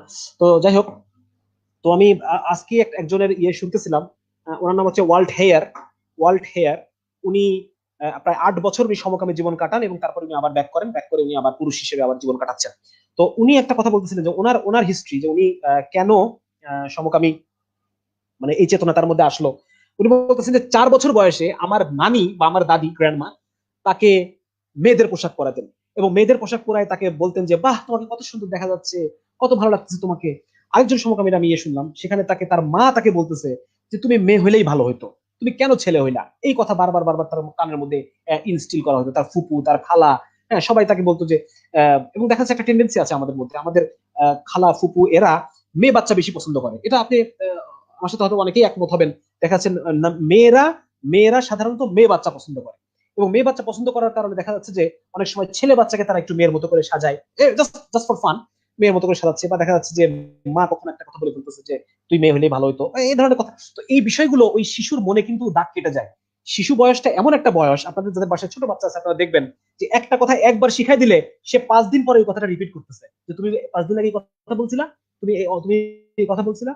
তো বাচ্চাদের মনে, আপনি যদি মনে করতেছেন যে ছোট বাচ্চা কি বুঝে, কিন্তু সে তার মনের মধ্যে এই কথাটা একটা দাগ কেটে যায়। তো ওই যে আমি ওয়ার্ল্ড হেয়ার সাহেবের কথা বলতেছিলাম, উনি ওনার মনের মধ্যে কিন্তু এটা আছে যে আমাকে আমার দাদি 4 বছর বয়সে পিঙ্ক কালারের ড্রেস পরাইতেন এবং হচ্ছে আমাকে মেয়েদের বিভিন্ন সাজায় গুজায় আমাকে করতেন, এবং সেখান থেকে তার মধ্যে থেকে একটা চেতনা ডেভেলপ করছে, হ্যাঁ সেই বয়স থেকে।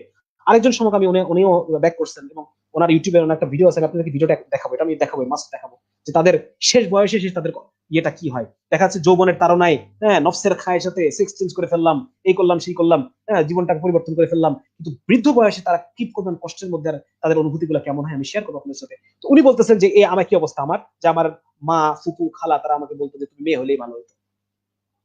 তো এই যে একটা বিষয় যে ছোটবেলা থেকে মেয়েলি ভাবে বড় হওয়া, বা দেখা যাচ্ছে যে বোনদের মধ্যে 3 বোন, আরেকজন সমকামী ঘটনা আমি আপনাদেরকে শোনাতে পারি।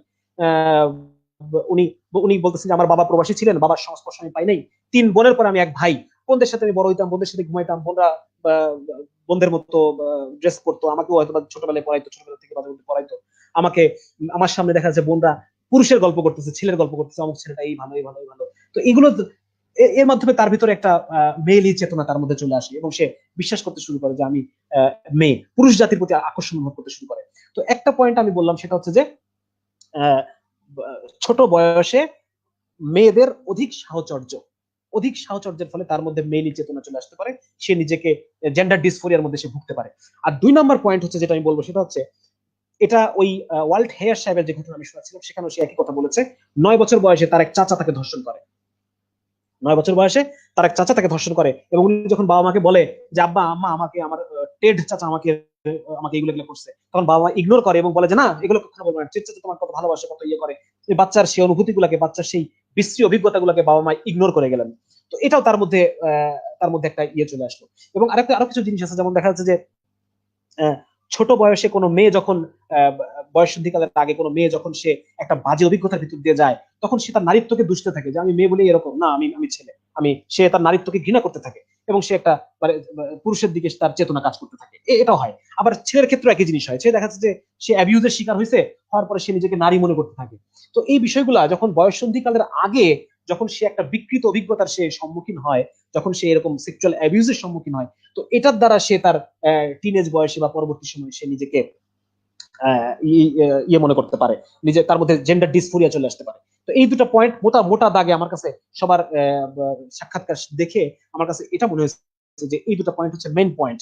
একটা হচ্ছে যে ছোট বয়সে মেয়েদের অতিরিক্ত সাহচর্য এবং মেয়েদের বেশভূষা ধারণ করা বা মেয়েদের মতো লাইফস্টাইলে চলা, মেয়েদের মধ্যে বেশি থাকা একদম বাচ্চা বয়সে, হ্যাঁ, বোনদের সংস্পর্শ, তারপর হচ্ছে মাদের এরকম কথাবার্তা যে তুমি ছেলে হলেই ভালো হইতো, মেয়ে হলেই ভালো হইতো, এই বিষয়গুলো। আর 2 নম্বর পয়েন্ট হচ্ছে বয়স সন্ধিকাল আসার আগেই যদি কেউ এই ধরনের কোনো সমকামী যৌন অভিজ্ঞতার সম্মুখীন হয়, তাহলে সেই ক্ষেত্রে তার মধ্যে পিউবার্টির সময়, বয়ঃসন্ধিকালীন সময় তার মধ্যে এই জেন্ডার ডিসফোরিয়া চলে আসতে পারে। এবং আরেকটা আজকে আমি নতুন অভিজ্ঞতা আমার, সেটা হচ্ছে একজন ভদ্র মহিলা আমি পেলাম 44 ইয়ার অফ এজ, 44 বছর বয়সে তার মনে হয়েছে যে আমি সেক্স চেঞ্জ করব।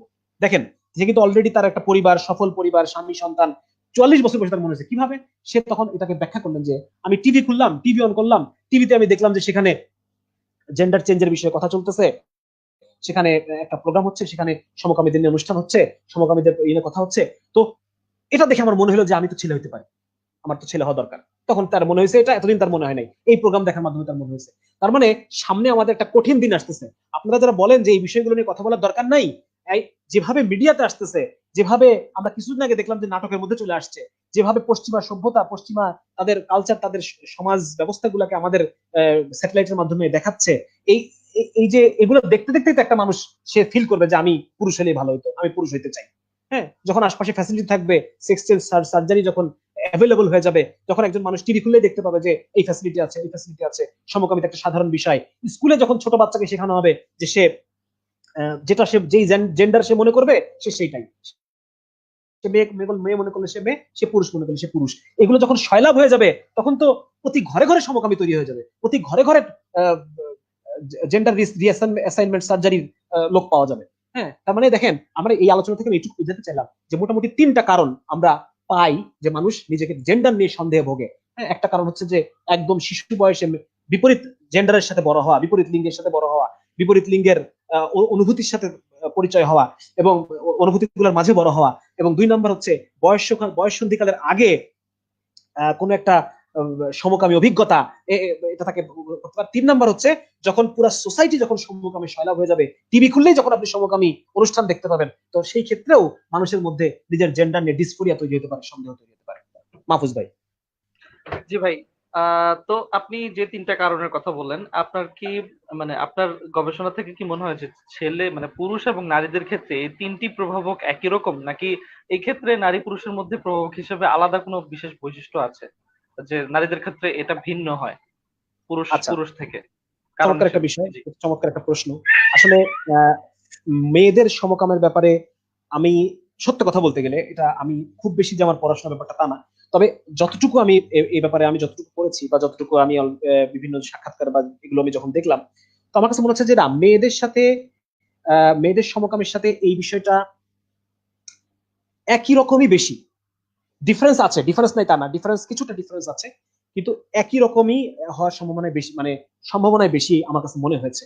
কারণ দেখেন, এই যে সত্য কথা বলতে গেলে যে পুরুষ সমকামীদের সাথে তো আমার দেখা হয়েছে, ওঠা বসা হয়েছে, কম বেশি, বা দেখা যাচ্ছে যে ফ্রেন্ড সার্কেল বা বিভিন্ন সময় বিভিন্ন পরিবেশে দেখা সাক্ষাৎ, কিন্তু ওইভাবে মহিলা সমকামীদের সাথে ওইভাবে তো আর বিষয়গুলো আমার সামনে প্র্যাকটিক্যাল না। তো আমার কাছে আহ যেটুকু আমার পড়াশোনা বা বিভিন্ন গবেষণা যতটুকু আমি করেছি, যে আমার মনে হয়েছে যে বিষয়গুলো কম বেশি একই, কম বেশি বিষয়গুলো কিছু ডিফারেন্স সহ একদম হুবহু এক সেটা আমি বলবো না, কিছু ডিফারেন্স সহ এক। যেমন আমি কিছুক্ষণ আগে কিন্তু আমি একটা নারী মহিলা একজন ইয়ের কথা বললাম যে টিভির প্রোগ্রাম দেখার পর তার মনে হয়েছে যে আমার ছেলে হওয়া দরকার। হ্যাঁ, এটা তো আমি বুঝলাম। আরেকটা জিনিস হচ্ছে যে সেটা হলো পর্নোগ্রাফির সহজলভ্যতা। পর্নোগ্রাফির সহজলভ্যতার কারণে মানে বর্তমান পর্নোগ্রাফির মধ্যে যে বিভিন্ন ভ্যারিয়েশন, মানুষ যখন স্বাভাবিক সেক্স যখন মানুষের কাছে অ্যাভেলেবল হয়ে যাবে, হ্যাঁ, চাইলে পরেই পতিতা পতিতাবৃত্তি অ্যাভেলেবল হয়ে গেছে, বৈধ হয়ে গেছে, এরকম বিভিন্ন যখন স্বাভাবিক হয়ে যাবে, তখন মানুষ বৈচিত্র্য খুঁজে। আপনি দেখবেন যে কিছুদিন পর পর গাড়ির নতুন মডেল আসতেছে, ফোনের নতুন মডেল আসতেছে, মানুষ এক মডেলে বেশি দিন থাকতে পারে না, বৈচিত্র্য চায়। তো একই রকম ভাবে যখন স্বাভাবিক সেক্সটা যখন মানুষের কাছে অ্যাভেলেবল হয়ে যাবে, তো তখন মানুষ বৈচিত্র্য খুঁজবে। পর্নোগ্রাফির বর্তমানে যদি অবস্থা আমরা করি, মানসাঙ্ক একটা বই আছে আমার, মানসাঙ্ক, তো এই মানসাঙ্ক বইয়ে আমি খুলে খুলে আলোচনা করেছি, এত আলোচনা তো এখানে করা সম্ভব না।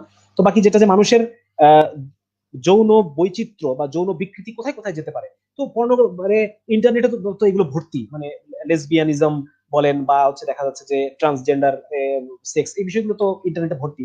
তো দেখা যাচ্ছে যে মেয়েরা, বিশেষ করে মেয়েরা যখন আবাসিক থাকে তখন এই বিষয়গুলো খুব বেশি দেখা যায়, খুব বেশি ইফেক্ট করে মেয়েদের। কারণ হচ্ছে একটা জিনিস হলো, মেয়েদের পুরুষের একটা ইগোইস্টিক রেজিস্টেন্স আছে পুরুষগত ভাবে, মানে পুরুষ এলিমেন্টের কারণে তার একটা একটা রেজিস্টেন্স তার মধ্যে কাজ করে। কিন্তু মেয়েদের মধ্যে যেহেতু তারা কিছুটা সাবমিসিভ, মানে কিছুটা নরম নরম তবিয়তের হয়, যার কারণে তাদের মধ্যে এই ইগোইস্টিক যে একটা রেজিস্টেন্স, এটা কাজ না করে প্রভাবিত হওয়ার ক্ষমতা বেশি কাজ করে, মেয়েরা প্রভাবিত হয় বেশি। যেমন 10টা মেয়ে যদি আবাসিক একখানে থাকে, একটা মেয়ে নষ্ট হলে বাকি সবগুলো নষ্ট হয়ে যায়। তো এই একটা বিষয় কিন্তু আহ এটা ছেলেদের ক্ষেত্রেও আসে, আমি সামনে হয়তো এই বিষয়ে আলোচনা আমাদের আসবে। বাকি আমার কাছে মনে হচ্ছে যে মেয়ে এবং ছেলে তাদের সমকামী হবার মূল যে চেতনা, মূল চেতনার যে উৎস, যেখান থেকে তাদের মধ্যে এই বিষয়টা জেন্ডার ডিসফোরিয়াটা ডেভেলপ করে, এটা কম বেশি আমার কাছে একই রকম মনে হয়। আপনারা ডিফার করতে পারেন আমার সাথে, বাট আমার কাছে মনে হয় যে কম বেশি একই হতে পারে। মাহফুজ ভাই। আচ্ছা, জি ভাই। আফরোজ ভাই, আমার এখানে একটা পয়েন্ট যোগ তাহলে করা আছে। কিছু, জি জি বলো। সেটা হচ্ছে, আমার কথা কি শোনা যাচ্ছে কিনা স্পষ্ট হবে? হলে বলবো, তো না হলে বলবো না। শুধু শুধু। না, শোনা যাচ্ছে ভাই, বলেন, এখন এখন ক্লিয়ার আছে, বলেন। আচ্ছা, ঠিক আছে। আমি একটা বই পড়ছিলাম বেশ আগে, বাংলাদেশের সমকামীদের, নারী সমকামী নিয়ে একটা সমকামিতা নিয়ে একটা বই লেখা।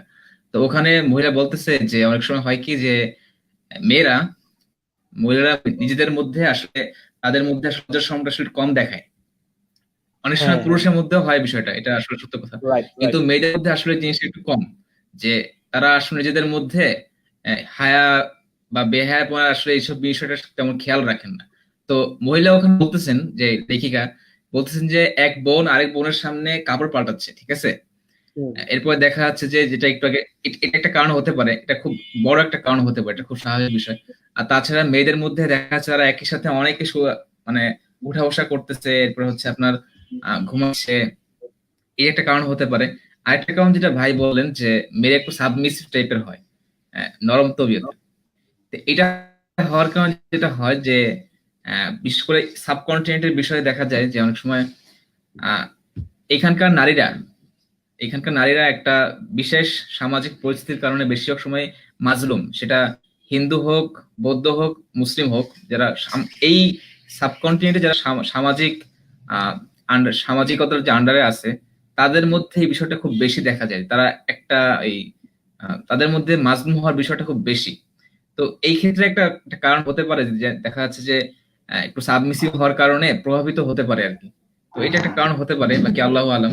কিন্তু আমার কাছে মনে হয় যে মেয়েদের ক্ষেত্রে এই বিষয়গুলো খুবই ইম্পর্টেন্ট। ছেলেদের ক্ষেত্রে হতে পারে, কিন্তু এটা মেয়েদের ক্ষেত্রে বেশি প্রভাব ফেলে, কারণ তাদের মধ্যে হচ্ছে প্রভাবিত হওয়ার ইয়াটা বেশি, মানে তারা হচ্ছে ওই ধরনের স্পঞ্জ মার্কা আর কি।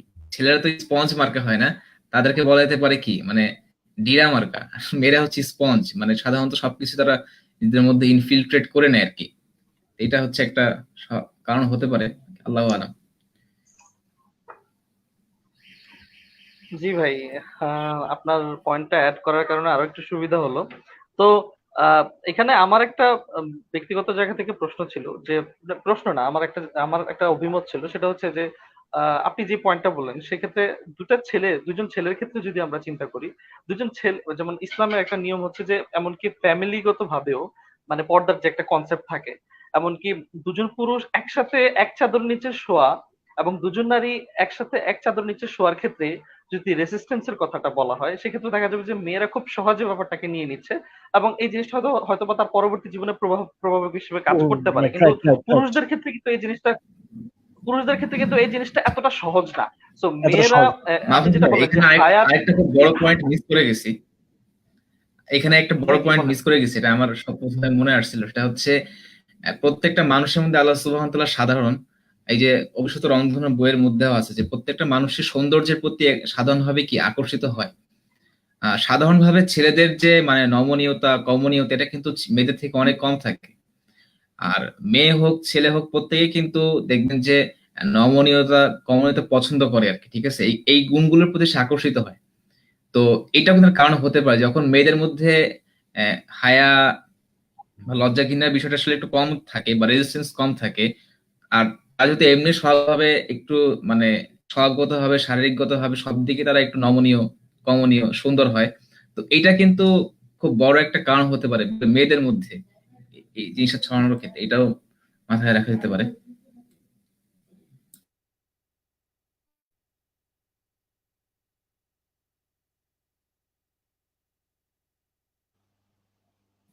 হ্যাঁ মাহফুজ ভাই, আপনি বলতে পারেন এবার ইনশাল্লাহ।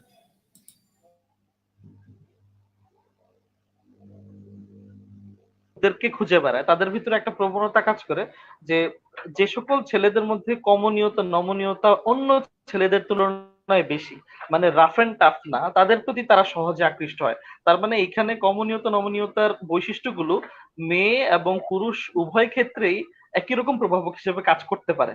এবং ওই ধরনের যারা সমকামী, যারা পার্টনার চুজ করতে গেলে তারা বিভিন্ন বৈশিষ্ট্য থাকে, তারা এই কমনীয়তা নমনীয়তা বা নরম এই বিশেষ বৈশিষ্ট্যগুলোকে ছেলেদের মধ্যেও খুঁজে বেড়ায়।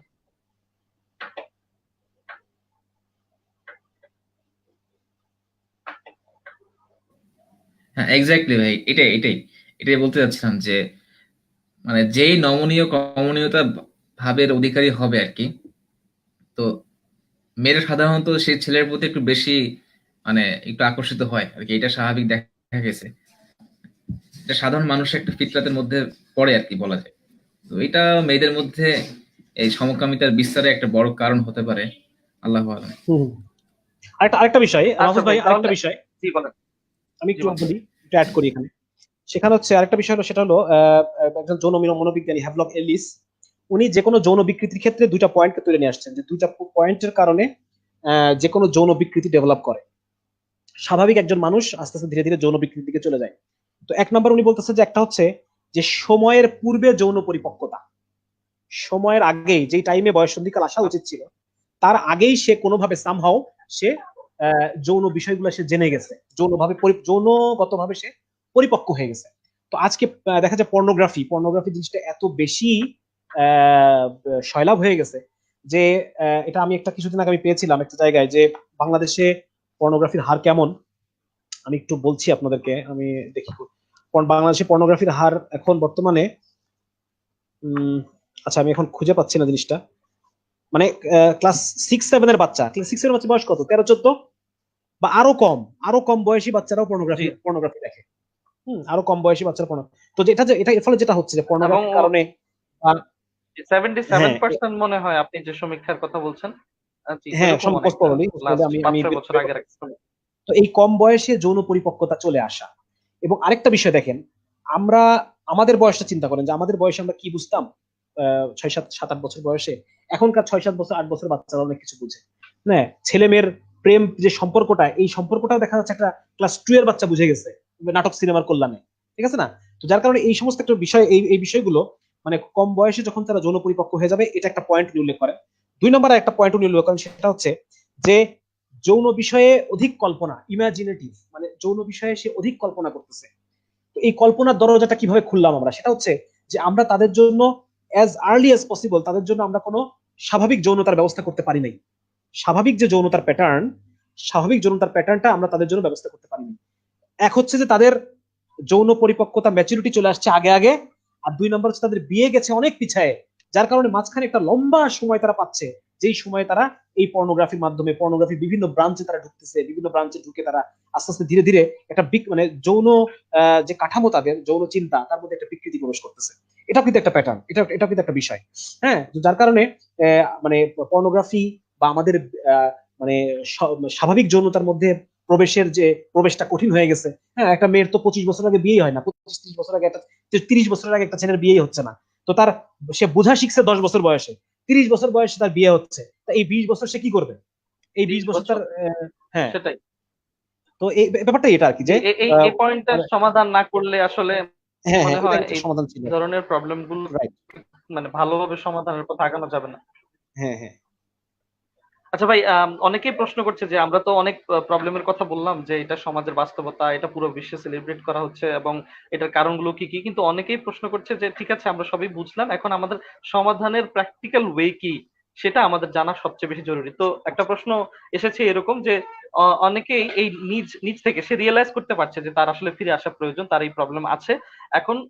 মানে সে স্বাভাবিকভাবে নিজেকে আহ বিপরীত লিঙ্গের প্রতি আকর্ষণটা সে অনুভব করছে না, এবং সে স্বাভাবিকভাবে যে ফিরবে, স্বাভাবিক জগতে যে ফিরে আসবে, সেই প্রসেসটা তার জন্য অনেক কঠিন, যেহেতু সমাজে এই জিনিসটা ততটা গ্রহণযোগ্য কোনো বিষয় না, বা এটাকে অ্যাড্রেস করার মতো লোকজনও তাদের আশেপাশে নেই যে এই প্রবলেমটাকে হুম তারা হুম হুম। প্রপার সলিউশনটা দিবে তাদেরকে। So, এই ক্ষেত্রে রাইট একজন রাইট। মানুষ এই প্রবলেম থেকে কিভাবে ফিরে আসবে, যে বুঝতে পারছে যে তার এটা প্রবলেম এবং সে স্বাভাবিক জীবনে ফিরতে চায়? আচ্ছা, এটা একটা চমৎকার একটা জিনিস। এটা আসলে আমাদের আলোচনার মূল টপিক, যেহেতু আমরা মুসলিমদের উদ্দেশ্যে আমাদের আলোচনা। যারা বোঝে না তাদের জন্য তার আলোচনা না।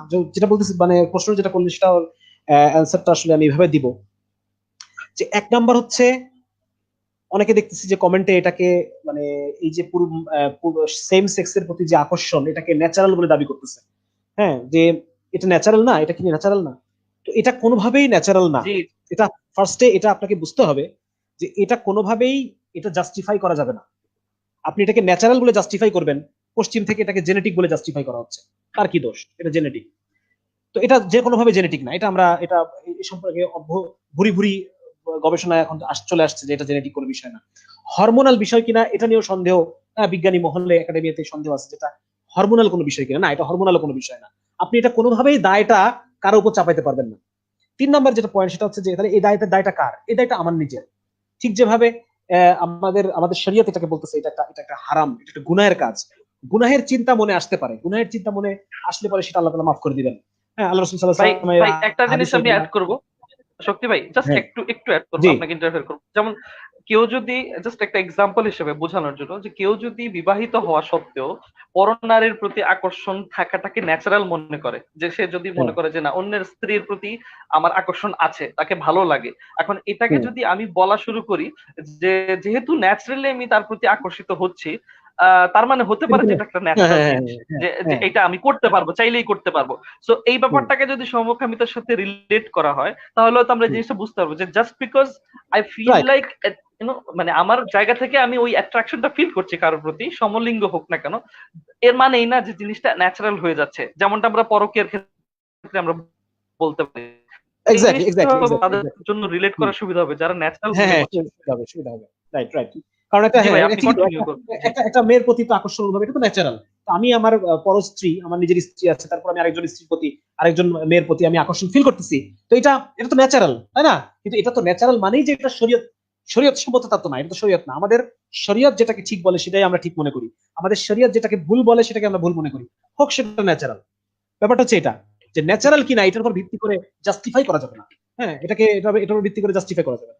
তো 1 নম্বর পয়েন্ট হচ্ছে যদি আমাদের ভাইয়াদের মধ্যে এই ধরনের ওয়াসওয়াসা আসে, এটা মাথায় রাখতে হবে আমাদের যে আমাদের সমস্ত মনের মধ্যে যে ওয়াসওয়াসা গুলো আসবে, এই ওয়াসওয়াসা গুলো যতক্ষণ পর্যন্ত আমি মুখে উচ্চারণ না করব, যতক্ষণ পর্যন্ত আমি মনে মনে কল্পনা করে মজা না নিব, এবং যতক্ষণ পর্যন্ত আমি সেইটাকে কর্মে পরিণত না করব, ততক্ষণ পর্যন্ত এই ওয়াসওয়াসা গুলোকে আল্লাহ তাআলা মাফ করে দিবেন।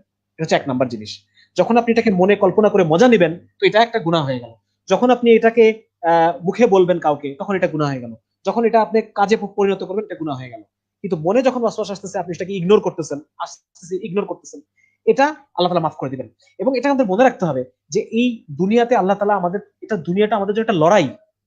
এখানে শয়তান আমাদেরকে ওয়াসওয়াসা দিবে, আপনাকে সেম সেক্সের প্রতি ওয়াসওয়াসা দিচ্ছে, আরেকজনকে পর্ন দেখার প্রতি ওয়াসওয়াসা দিচ্ছে, আরেকজনকে ব্যভিচার করার দিকে ওয়াসওয়াসা দিচ্ছে, আরেকজনকে চুরি করার দিকে ওয়াসওয়াসা দিচ্ছে।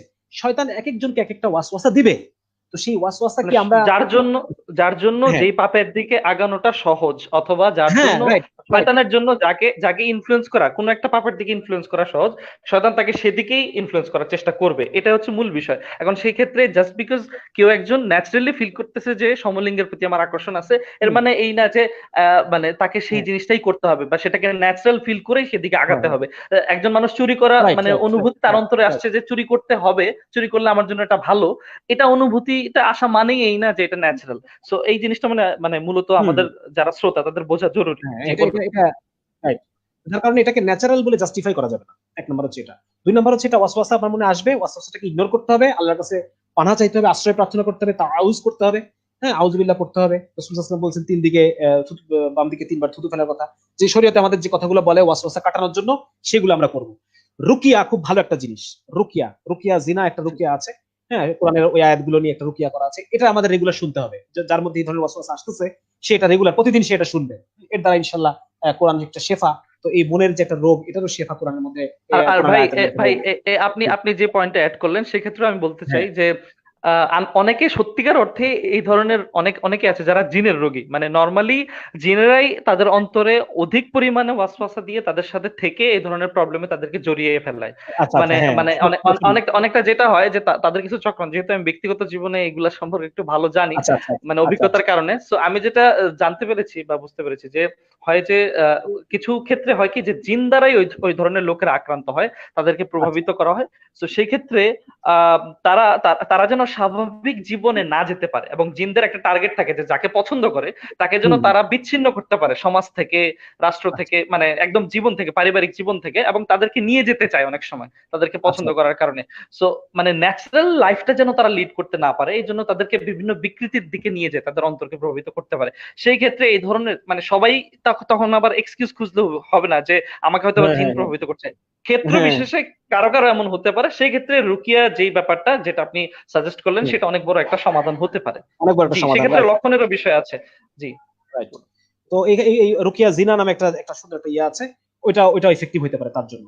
তিন নম্বর যেটা পয়েন্ট সেটা হচ্ছে যে আমরা যে কারণগুলো আলোচনা করলাম, আমি ওভারঅল আলোচনা করতেছি, হ্যাঁ, কিভাবে আমরা এটা প্রিভেন্ট করতে পারি, সবকিছু এর মধ্যে আসবে, সবকিছু একসাথে আমি আলোচনা করতেছি, আলাদা আলাদা না করে।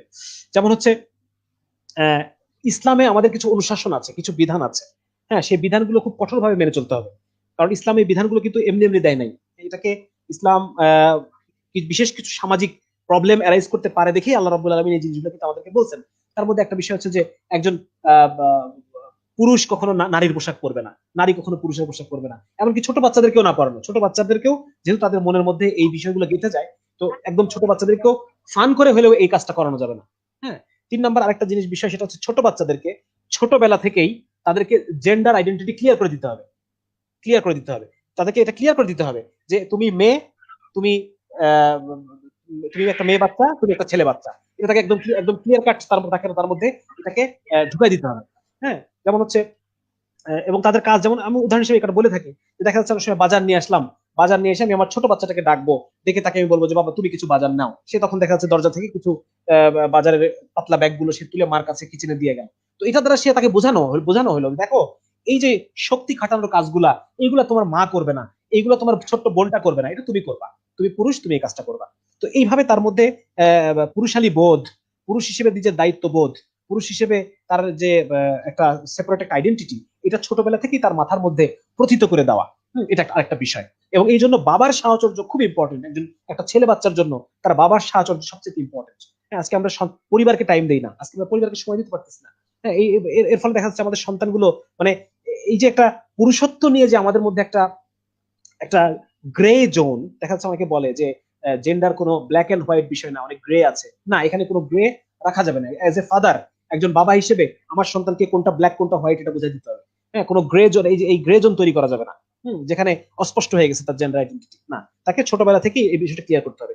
তিন নম্বর আরেকটা যে বিষয়টা আমি আসবো সেটা হচ্ছে যে আমি একটু আগে বললাম কারণ হিসেবে, যে বয়স সন্ধিকালের আগে কোনো আহ সমকামী অভিজ্ঞতা, বয়স সন্ধিকালের আগে সমকামী অভিজ্ঞতা, যেটা আমরা আসলে এগুলো ওইভাবে বলাও কি ইয়ে না, দেখা যাচ্ছে অনেক সময় একদম নিকটাত্মীয় দ্বারা, মামা চাচু খালা, হ্যাঁ, এদের দ্বারা দেখা যাচ্ছে যে খালু, এদের দ্বারা শিশু বাচ্চা সে আক্রান্ত হচ্ছে।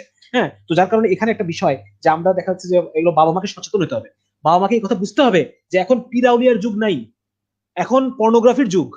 হ্যাঁ, এখন সমকামিতার যুগ, এখন পিরাউলিয়ার সেই যুগ এখন নাই, যে এখন আমি আমার ছোট্ট বাচ্চা 5-6 বছরের বাচ্চাটাকে আমি তার 20 বছর বয়সী চাচাতো ভাইয়ের সাথে ঘুমাইতে পাঠিয়ে দিলাম, বা দেখা যাচ্ছে আমার ছেলে হোক সে ছেলে বাচ্চা, যে ছেলে বাচ্চাটাকে আমি দেখা যাচ্ছে তার মামার সাথে বা খালুর সাথে ঘুমাইতে পাঠিয়ে দিলাম। এরকম এই বিষয়গুলো বাবা মাকে এখন বুঝতে হবে। হ্যাঁ, এবং আরেকটা বিষয় সেটা হচ্ছে যে যে এই আমি নিজে ব্যক্তিগতভাবে বয়স সন্ধিকাল হবার আগে শিশু বাচ্চাদের আবাসিক থাকার ক্ষেত্রে আমি এটা অপোজ দিই। হ্যাঁ, যেমন অনেকে ভাই ভাই এ ব্যাপারে, হ্যাঁ এই ব্যাপারে কয়েকটা কয়েকটা কোশ্চেন আসছে, যে বিভিন্ন রেসিডেন্সিয়ালের কথা আসছে, তারপরে হচ্ছে ক্যাডেট হ্যাঁ হ্যাঁ কলেজের কথা আসছে, পাশাপাশি হ্যাঁ মসজিদ, সরি মাদ্রাসাগুলোর কথা আসছে, যেখানে আবাসিক মাদ্রাসা। তো এইসব হ্যাঁ জায়গাতে যে সকল ঘটনা ঘটে সেগুলোকে অ্যাড্রেস করে এই কথাটা বললে ভালো হয়। জি হ্যাঁ, বলেন। সেটা অ্যাড্রেস করা আসলে এটা আমাদের আমাদের উদাসীনতা ছাড়া আর কিছু না। হ্যাঁ, এখানে আমি আমি খুব হতাশার সাথে এই কথাগুলো বলবো যে মাদ্রাসার ক্ষেত্রে আমাদের যারা দিনী দিনী মাদারিস যেগুলা, সবগুলোতে এগুলো হয় না, অধিকাংশ গুলোতেই হয় না, খুব কম গুলোতেই হয়, এবং সেগুলো বিশেষ করে এগুলো সবই জুনিয়র মাদ্রাসা, মানে যেখানে ছোট বাচ্চারা থাকে, সিনিয়র ক্লাসের দিকে এই বিষয়গুলো হয় না সিনিয়র মাদ্রাসাগুলোতে। তো এখানে আসলে এটা আমাদের আমি আমি অ্যাজ এ মুসলিম আমি আমি এটা নিজেকে ব্যর্থ মনে করি আর কি, যে যেখানে আমাদের সবচেয়ে স্ট্রিক্ট হওয়ার কথা ছিল সেই জায়গাগুলোতে আমরা স্ট্রিক্ট হতে পারিনি। এটা আমি ব্যর্থতা মনে করি নিজেকে। তো এগুলো এগুলো নিয়ে ওলামায়ে কেরাম কথা বলবেন, এটা আমি আমার বেশি কথা বলা উচিত না। বাকি আমি অ্যাজ এ এক্স ক্যাডেট হিসেবে, আমি যেহেতু ক্যাডেট কলেজের ছাত্র ছিলাম, তো সেখানে সেই অ্যাঙ্গেল থেকে আমি বলবো যে না, এই বিষয়গুলো ক্যাডেট কলেজে যে ঘটে না তা না, এগুলো ঘটে। এবং এর পিছনে আমি এটাকেই দায়ী করি যে আহ, বয়স সন্ধিকালের আগে, এবং আমি এটা নিয়ে কাজও করছি, চিন্তা ভাবনা করছি, এটা আপনারা এই অভিশপ্ত রংধনু বইতে বিস্তারিত পাবেন। এখানে আমরা অনেক বিষয় টাচ করে চলে যাচ্ছি, বিস্তারিত আলোচনা করতে পারতেছি না, কিন্তু এগুলো আপনারা বিস্তারিত পাবেন। যেমন হচ্ছে যেই বাচ্চাগুলো ক্যাডেট কলেজে ক্লাস 7 থেকে নেয়, ক্লাস 7 থেকে ক্যাডেট কলেজে নেয়, তো ক্লাস 7 এর আগে দেখা যাচ্ছে ক্লাস 5 থেকে সে কোচিং করে ক্যাডেট কলেজে ভর্তি হওয়ার জন্য। বিভিন্ন আবাসিক কোচিং সেন্টার আছে, সেখানে তারা ক্লাস 5 সেখানে পড়ছে, ক্যাডেট কোচিং করছে, 6 ক্যাডেট কোচিং করছে। হ্যাঁ, তারপরে সে ক্যাডেট কলেজে ক্লাস 7 এসে ভর্তি হয়েছে। তো আমি যারা ক্যাডেট কলেজে যারা ভিকটিম বা যারা এই অকারেন্স গুলো ঘটায়, এরকম ঘটানোর মতো যারা ছিল, তো আমি এটা অ্যানালাইসিস করে আমি দেখছি যে এদের মধ্যে একটা অংশ, এবং বেশ বড় একটা অংশ, তারা এই আবাসিক কোচিং সেন্টার গুলো থেকে আসছে। তার মানে ওইখানে আবাসিক কোচিং সেন্টারে কোনো কিছু বুঝে ওঠার আগেই, জীবন সম্পর্কে জগৎ সম্পর্কে বুঝে ওঠার আগেই তারা সমকামী সম্পর্কের তারা একটা শিকার হয়ে গেছে। হ্যাঁ, সমকামী সম্পর্কে তারা ভিকটিম হয়ে গেছে। ভিকটিম হয়ে যাওয়ার কারণে যেটা হয়েছে সেটা হলো যে পরবর্তীতে তারা নিজের জেন্ডার নিয়ে এসে হয় আহ, কি বলে এটাকে, সন্দেহের মধ্যে পড়ে গেছে, অথবা সে ওই প্র্যাকটিসটাকে সে কন্টিনিউ করছে। দুটোই দুটোই পাওয়া যায়। তো এরকম আসলে এই বিষয়টা আমি এটাই অ্যাড্রেস করবো যে বাচ্চারা বয়সন্ধিকালের আগে বাচ্চাদেরকে আবাসিক রাখা, বাবা মা থেকে দূরে রাখা, সেটা যে কোনো রূপেই হতে পারে, যে কোনো ফরম্যাটেই হতে পারে, যে কোনো এডুকেশনাল ফরম্যাটেই হতে পারে। তো এটা আমি ব্যক্তিগতভাবে আহ, আমি এটাকে শিশুদের জন্য ভালো মনে করি না, তাদের ইসের জন্য ভালো মনে করি না। তো এবং এটা ইসলাম এই বিষয় সম্পর্কে খুব কঠোর, বিশেষ করে এই যে পুরুষত্ব পুরুষত্ব রক্ষা করার ব্যাপারে, পুরুষত্বের যে একটা পুরুষালী ভাব, এটা রক্ষা, যেমন ইসলাম দাড়ির বিধান দিয়ে দিচ্ছে। হ্যাঁ, যে যাতে তার মধ্যে পুরুষালী ভাব চলে আসে, এবং দাড়িবিহীন বাচ্চাদের ব্যাপারে ইসলাম আরো কঠোর। যে বিষয়টা এখানে মানা হচ্ছে না, কেন মানা হচ্ছে না আমি এগুলো জানি না, আমি আসলে এগুলো বিষয়ে ওলামায়ে কেরাম জবাব দিতে পারবেন। বাকি আমার আমার জানা মতে, হ্যাঁ, বিশেষ করে আমি এখানে কিছু জিনিস আনছি, ইমাম নাওয়াবী রাহিমাহুল্লাহ কি বলেছেন, ইমাম ইবনে কাইয়িম রাহিমাহুল্লাহ কি বলেছেন, হ্যাঁ, তারপর হচ্ছে ইমাম ইবনে তাইমিয়া রাহিমাহুল্লাহ কি বলেছেন, এই সমস্ত বিষয়ে। এমনকি আমাদের এই উপমহাদেশের যারা মাশায়েখ, তারা পর্যন্ত, এমনকি ইমাম আবু হানিফা পর্যন্ত রাহিমাহুল্লাহ, উনি পর্যন্ত, যারা দাড়িবিহীন, আপনারা জানেন হয়তো যে ইমাম মোহাম্মদ, খুব সম্ভবত ইমাম মোহাম্মদ বা ইমাম আবু ইউসুফ হয়তো হতে পারে, আমি এই মুহূর্তে মনে করতে পারতেছি না, যে যখন উনি ইমাম আবু হানিফার স্টুডেন্ট ছিলেন, তো উনি দাড়িবিহীন ছিলেন, দাড়ি তখনো গজায় নাই, উনি বলছেন তুমি আর পিছনে বসো, পিছনে বসে শিখো, সামনে আইসো না। জি জি। হ্যাঁ, তার মানে দাড়িবিহীন পুরুষ বা বালক বালক বালকের ফিতনাকে নারীর ফিতনার চেয়ে আরো বেশি কঠিন বলে উল্লেখ করা হয়েছে। 10 গুণ বলা হয়েছে, আমি হ্যাঁ হ্যাঁ, যতটুকু এক সেই জায়গায় ক্ষেত্রে পড়ছিলাম আমি যে আমি 10 জানি গুণ না যে চিন্তা বলা হয়েছে। আমাদের দিনী মহলে এই বিষয়গুলা কেন আমরা এগুলোকে অ্যাড্রেস মানে করতেছি না। একদমই একদমই ইগনোর করা হয়, ব্যাপারটাকে হ্যাঁ হ্যাঁ, একদমই ইগনোর করা হয়। খুব দুঃখজনক, খুব দুঃখজনক। হ্যাঁ, আমাদের পূর্ববর্তী সালাফরা যেটা বলছেন, বা এটা সেগুলোকে আমি অনুসরণ করতেছি না। তো এনিওয়ে, তো এই বিষয়গুলো হচ্ছে এরকম। আর যারা ইতিমধ্যে আমাদের যে ভাইরা যারা ওয়াসওয়াসা অনুভব জি করতেছেন, তারা অলরেডি আমি বলতে বলতে তাদের বিষয় সম্পর্কে আমি বলছিলাম যে ওয়াসওয়াসা মনে মনে করে এটা কি করে দাও, এবং এটা পরীক্ষা মনে করতে হবে। ঠিক যেরকম একজন স্বাভাবিক পুরুষের জন্য একজন নারীর দিকে তাকানো একটা পরীক্ষা, একজন নারী তার জন্য পরীক্ষা। ইন্টারনেটের সামনে বসে আছি, পর্ন দেখার জন্য মনের মধ্যে খুশুমুসু করতেছে, কিন্তু এটা আমার জন্য একটা পরীক্ষা, শয়তানের যে ওয়াসওয়াসা গুলো আমার জন্য একটা পরীক্ষা। একই রকম ভাবে আপনাদের জন্য এটা পরীক্ষা যে আপনি একজন পুরুষের প্রতি আগ্রহ অনুভব করতেছেন। এটাকে আপনার দাবাইতে হবে, ঠিক যেভাবে আমরা পর্ন দেখার ইচ্ছাকে দাবাই। হ্যাঁ, ঠিক যেভাবে আমরা একজন নারীর প্রতি তাকানোকে আমরা দাবাই। উদাহরণ হিসেবে বলি, আমার ইস্তেমার মাঠে একজন ভাইয়ের সাথে আমার দেখা হয়েছিল। তো উনি এরকম একটা সময়ে এই ধরনের একটা জীবন উনি কাটাইছেন, এবং তো এখনো তার মধ্যে মেইলি ভাব রয়ে গেছে ওনার কথাবার্তার মধ্যে। তো উনি একটা কথা উনি বলছিলেন, শেয়ার করছিলেন, যে দেখেন আমি কত কষ্ট করে ইস্তেমায় আসি, আপনি জানেন, আপনারা যেরকম মেয়েদের থেকে নজরের হেফাজত করেন, আমাকেও সেরকম আপনাদের থেকে নজরের হেফাজত করতে হয়। সুবহানাল্লাহ। হ্যাঁ, তো বিষয়টা হচ্ছে এরকম যে যখন আপনি এটা আপনার জন্য শয়তানের ওয়াসওয়াসা, যার প্রতি আপনার ওয়াসওয়াসা আসবে, আপনি তার দিক থেকে তাকে আপনার নজরে হেফাজত করতে হবে, আপনার সেরকম ডিস্টেন্স মেনটেন করতে হবে। আপনার মধ্যে যদি সমকামী অভ্যাস থেকে থাকে, আপনার সমস্ত প্রাক্তন সঙ্গীদের নাম্বার ডিলিট করতে হবে, আপনাকে আল্লাহর সাথে সম্পর্ক তৈরি করার চেষ্টা করতে হবে সবকিছু ছেড়ে। এই বিষয়গুলো কেন আসে? এই বিষয়গুলো এই জন্য আসে যে আমাদের অন্তরের মধ্যে যখন আল্লাহ না থাকেন, তখন আল্লাহ তাআলা এই শাস্তি হিসেবে বিভিন্ন মাখলুকের ভালোবাসা দিয়ে আমার অন্তরকে ভরে দেন। হ্যাঁ, মাখলুকের প্রতি প্রেম দিয়ে অন্তরকে ভরে দেন। এটা এক ধরনের মানে একই সাথে একটা পরীক্ষা, এবং একই সাথে আল্লাহর পক্ষ থেকে একটা এক ধরনের আযাব। তো যার কারণে এটার সাথে আমাদের লড়াই করতে হবে, মৃত্যু পর্যন্ত আমাদের লড়াই করে যেতে হয়। হ্যাঁ, শয়তানের সাথে মানুষের লড়াই। শাইখ আশরাফ আলী থানভী রাহমাতুল্লাহি রাহিমাহুল্লাহ বলেন যে মানুষের জীবন তো লড়াইয়ের জীবন। আমরা তো এটা এখানে সবাই যোদ্ধা। এই যুদ্ধ শেষ হবে কখন? এই যুদ্ধ শেষ হবে যখন আমাদের মৃত্যু হবে। এরা পর্যন্ত যুদ্ধ চলতে থাকে। এক একজনেরটা এক এক রকম। হ্যাঁ, এক একজনেরটা এক এক রকম। এক একজন কারো পুরুষের প্রতি আকর্ষণ, এটা তার জন্য পরীক্ষা, আপনার জন্য একটা পরীক্ষা ভাই। আপনি হতাশ হবেন না। আল্লাহ তাআলা কোরআনের মধ্যে বলতেছেন, হ্যাঁ, লা তাকনাতু মির রাহমাতুল্লাহ, লা তাকনাতু মির রাহমাতিল্লাহ, ইন্নাল্লাহা ইয়াগফিরুয যুনুবা জামিআ। আল্লাহ তাআলা সমস্ত গুনাহ মাফ করে দিতে পারেন আল্লাহ তাআলা চাইলে। শুধু আপনার ফেরার অপেক্ষা। আপনি শুধু ফিরবেন আল্লাহর দিকে, আল্লাহ তাআলা আপনার পিছনে সমস্ত গুনাহ আল্লাহ তাআলা মাফ করে দিবেন। হ্যাঁ, যার কারণে তওবা করে সেভাবে আল্লাহর দিকে ফেরা, সেরকম ভালো একটা সার্কেল মেনটেন করা, একজন মাশায়েখের সাথে সম্পর্ক রাখা, যিনি অন্তরের আত্মার রোগের চিকিৎসা করেন, এরকম একজন মাশায়েখ আমি ইসের মধ্যে উল্লেখ করেছি, আমার পুরাতায়ন বইয়ের মধ্যে শেখ উমায়ের কোব্বাদিন দামাত বারাকাতুহুর কথা উল্লেখ করেছি। উনি যুবকদেরকে নিয়ে কাজ করতে পছন্দ করেন। তো ওনার সাথে আপনারা সম্পর্ক রাখতে পারেন। বিভিন্ন আমল উনি দেন, সেই আমলের দ্বারা দেখা যাচ্ছে যে অন্তরের রোগটা দূর হয়ে যেতে পারে। রুকিয়া একটা সমাধান আছে। হ্যাঁ, সমাধান যে নেই তা না, আপনি আল্লাহর সাথে সম্পর্ক তৈরি করার চেষ্টা করেন বিভিন্ন মাধ্যমে। আল্লাহ তাআলা দেখবেন একটা সময় আপনার এই দিল থেকে উঠাই দিবেন, আপনি সবই পারেন। অন্তর তো আল্লাহর হাতে। হ্যাঁ, আমরা দোয়া করি যে ইয়া মুকাল্লিবাল কুলুব সাব্বিত কুলুবানা আলা দিনিক। চাইলে আপনি আমাদের, হ্যাঁ, আপনি আমাদের অন্তরকে দিনের উপর স্থির করে দেন। এই দোয়াটা করতে পারি আমরা, যে আল্লাহ আপনি আমার অন্তরকে স্থির করে দেন। তা না করে যদি আপনি এই কথা মনে করেন যে আমার এটা ন্যাচারাল, জাস্টিফাই করেন, তাহলে তো আপনি কোনোদিন এটা থেকে উঠতে পারবেন না। হ্যাঁ, আপনি যদি মনে করেন যে জেনেটিক, আপনি যদি মনে করেন যে এটা আল্লাহ আমাকে ইয়ে করে দিবে, মহিলা বানাই দিবে, নারী বানাই দিবে, এরকম যদি মনে করতে থাকেন, তাহলে তো এটা তো আসলে আপনি রোগ থেকে উঠতে পারবেন না। এটা একটা পরীক্ষা আল্লাহ তাআলার তরফ থেকে আপনার জন্য। এটা শয়তানের একটা ওয়াসওয়াসা। এইভাবে আমাদেরকে বিষয়টা নিতে হবে, এবং আল্লাহ তাআলা চাইলে এখান থেকে আমার উত্তরণ সম্ভব। অসম্ভব এমন কারো কিছু নেই। ঠিক আছে না? তো এই জন্য এই বিষয়গুলোকে আমরা এভাবে দেখবো ইনশাআল্লাহ। এবং সেই সাথে আপনি এটা জানবেন কিনা যে পশ্চিমে এখন অনেক মানুষ, তারা ফ্রাস্ট্রেটেড, এবং যারা এই যে ট্রান্সজেন্ডার, যারা জেন্ডার ডিসফোরিয়ায় ভুগে, এদের মধ্যে ডিপ্রেশন এবং আত্মহত্যার রেট সবচেয়ে বেশি। হ্যাঁ, এবং এটা হচ্ছে যদিও এটা তারা সমাজের দিকে ঘুরায় দেয়, যে সমাজ তাদেরকে মেনে নেয় না, এই জন্য তাদের মধ্যে আত্মহত্যার হার বেশি। কিন্তু দেখা যাচ্ছে না, ব্যাপারটা এরকম না, বরং তারা মানে তাদের জেন্ডার এই যে নিয়ে তারা কনফিউশনে ভুগতেছে। এই কনফিউশনটা এই কনফিউশনটার কারণে তারা আইডেন্টিটি ক্রাইসিস, মানে মানে আপনি যেটা বলতেছেন যে, হ্যাঁ ভাই, মানে আইডেন্টিটি ক্রাইসিসের মতো মানে হতাশাজনক কোনো ব্যাপার তো আর হতে পারে না, এবং সেই হতাশা একজন মানুষকে আত্মহত্যা পর্যন্ত নিয়ে যেতে পারে, যে ব্যাপারটা হ্যাঁ তারা হ্যাঁ হয়তো বা এড়িয়ে যায় হ্যাঁ, সমাজের উপর চাপিয়ে দিয়ে। এবং এই জন্য অনেক মানে পাশ্চাত্য বিশ্বে, আমরা তো এই খবরগুলো আমাদের মেইন স্ট্রিম মিডিয়াতে আসবে না। মেইন স্ট্রিম মিডিয়া সবসময় চায় যে এই ফাহেসা, পাশ্চাত্য সভ্যতার যে খারাপ দিকগুলো আমাদের মধ্যে ইনস্টিল করার জন্য চেষ্টা করে। কিন্তু এটা আপনারা খুঁজলে পাবেন, অনেক এক্স সমকামী তারা নিজেদের ইন্টারভিউ দিচ্ছে যে না এটা, এবং তারা ওয়েবসাইট তৈরি করছে, বড় বড় ওয়েবসাইট তারা তৈরি করছে, যে যারা স্বাভাবিক জীবনে ফিরতে চায় তাদের জন্য তারা বিভিন্ন কাউন্সেলিং ওয়েবসাইট, যদিও তারা খ্রিস্ট ধর্ম দিয়ে মোটিভেট করে, খ্রিস্ট ধর্মটাকে তারা আশ্রয় হিসেবে নেয়, কিন্তু আমাদের হক সত্য ধর্ম তো আমাদের কাছে আছেই। হ্যাঁ, আপনারা ওখান থেকে দেখা যাচ্ছে তাদের কাউন্সেলিং গুলো আপনি শুনতে পারেন, কিন্তু ধর্ম আপনি আমাদের আল্লাহর সাথে সম্পর্ক তৈরি করার জন্য চেষ্টা করবেন ইনশাআল্লাহ। তাহলে পরে দেখা যাবে ইনশাআল্লাহ ধীরে ধীরে এগুলো থেকে ওঠা যাবে, এমন কোনো বিষয় না। দেখা যাচ্ছে যে তারা এই কনভার্সন থেরাপি করতেছে। শুধুমাত্র মার্কিন যুক্তরাষ্ট্রে 6,90,000 মানে যারা জেন্ডার ডিসফোরিয়ার লোক, তারা এই কনভার্সন থেরাপি, মানে তারা তাদের প্রিভিয়াস জেন্ডারে ফেরত আসতে চায়, এটা তারা শরণাপন্ন হচ্ছে। এখন ওরা উঠে পড়ে লাগছে এগুলোকে বন্ধ করার জন্য। তারা বলতেছে যে এরা ইলেকট্রিক শক দিয়ে কনভার্সন করে, ইলেকট্রিক শক দিয়ে কনভার্সন করার তারা করতেছে। হ্যাঁ, বলতেছে যে এই জন্য এদেরকে নিষেধ করে দাও, এদেরকে নিষিদ্ধ ঘোষণা করো।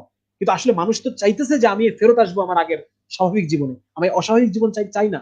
আপনাদেরকে আমি একটা ভিডিও দেখাই, একটু আমার এটা যদি শেয়ার করেন কাইন্ডলি। শাকিল ভাই, একটা ভিডিও আমি দেখাই, দেখেন ইনি কি করতেছে দেখেন। ভিডিও শেয়ার করা আছে, আপনি ওপেন করুন। আচ্ছা,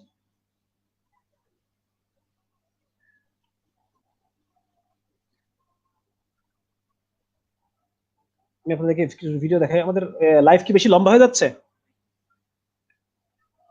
ভাই 11টা পর্যন্ত হওয়ার কথা, আমরা আর কিছুক্ষণ টানবো, সমস্যা নাই। আর দুই আচ্ছা একটা প্রশ্ন দিয়ে শেষ করে দেবেন। আর দুই একটা আচ্ছা, প্রশ্ন ঠিক আছে। আছে। তাহলে আমি জি ভাই। এটা একটু শেয়ার করছি, একটু ভাই যদি দেখান একটু কাইন্ডলি। শাকিল ভাই বলতে পারবেন।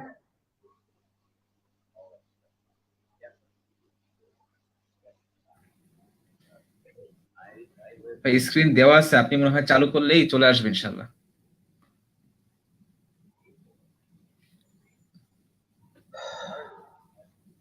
কি ব্যাপার?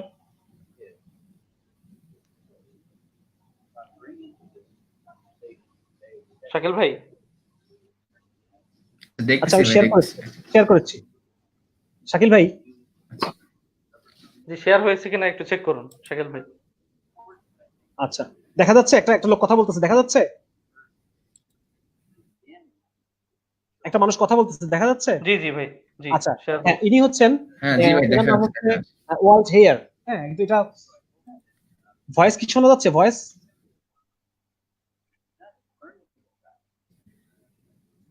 ভয়েস তো তত ক্লিয়ার না ভাই। আচ্ছা আচ্ছা, ঠিক আছে, তাহলে আমি এটা হ্যাঁ, এবার ঠিক আছে, এবার জি, ঠিক এখন আছে। ঠিক আছে। উনি হচ্ছে এবার আচ্ছা, ঠিক ছিল। ঠিক ছিল না? জি আচ্ছা, উনি উনি উনি হচ্ছেন, ওনার নাম হচ্ছে ওয়াল্ট হেয়ার।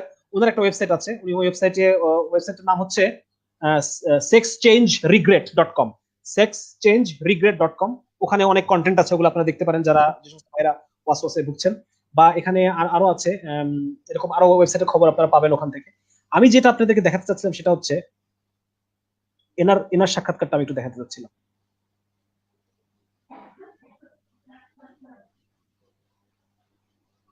অল্প একটু, জাস্ট 2 মিনিট দেখাবো, বেশি দেখাবো না। When I was 9 years old, I was raped by one of my father's employees, which caused a lot of confusion in my mind. I would ask myself, sound শোনা যাচ্ছে? Sound and want to have sex with him. জি জি ভাই, When he told me he would kill me if I said, fear said, উনি 9 বছর বয়সে sexual অ্যাসাল্টের শিকার হন। I really believed আচ্ছা, আমি যেটা দেখাতে চাচ্ছি সেখানে I আমি was আসি। going to leave the apartment building. I was just lying to airs. Something just miraculously came over me, and I heard a voice say to me, "Wow, God had you." Myself in. I was sitting in the waiting room, walked with him in this waiting room. So I looked outside the waiting room, and there was a wheelchair. I said, "I have to get him." So I just simply got up out of the chair, stepped just like 3 feet out of the waiting room, and got into the wheelchair.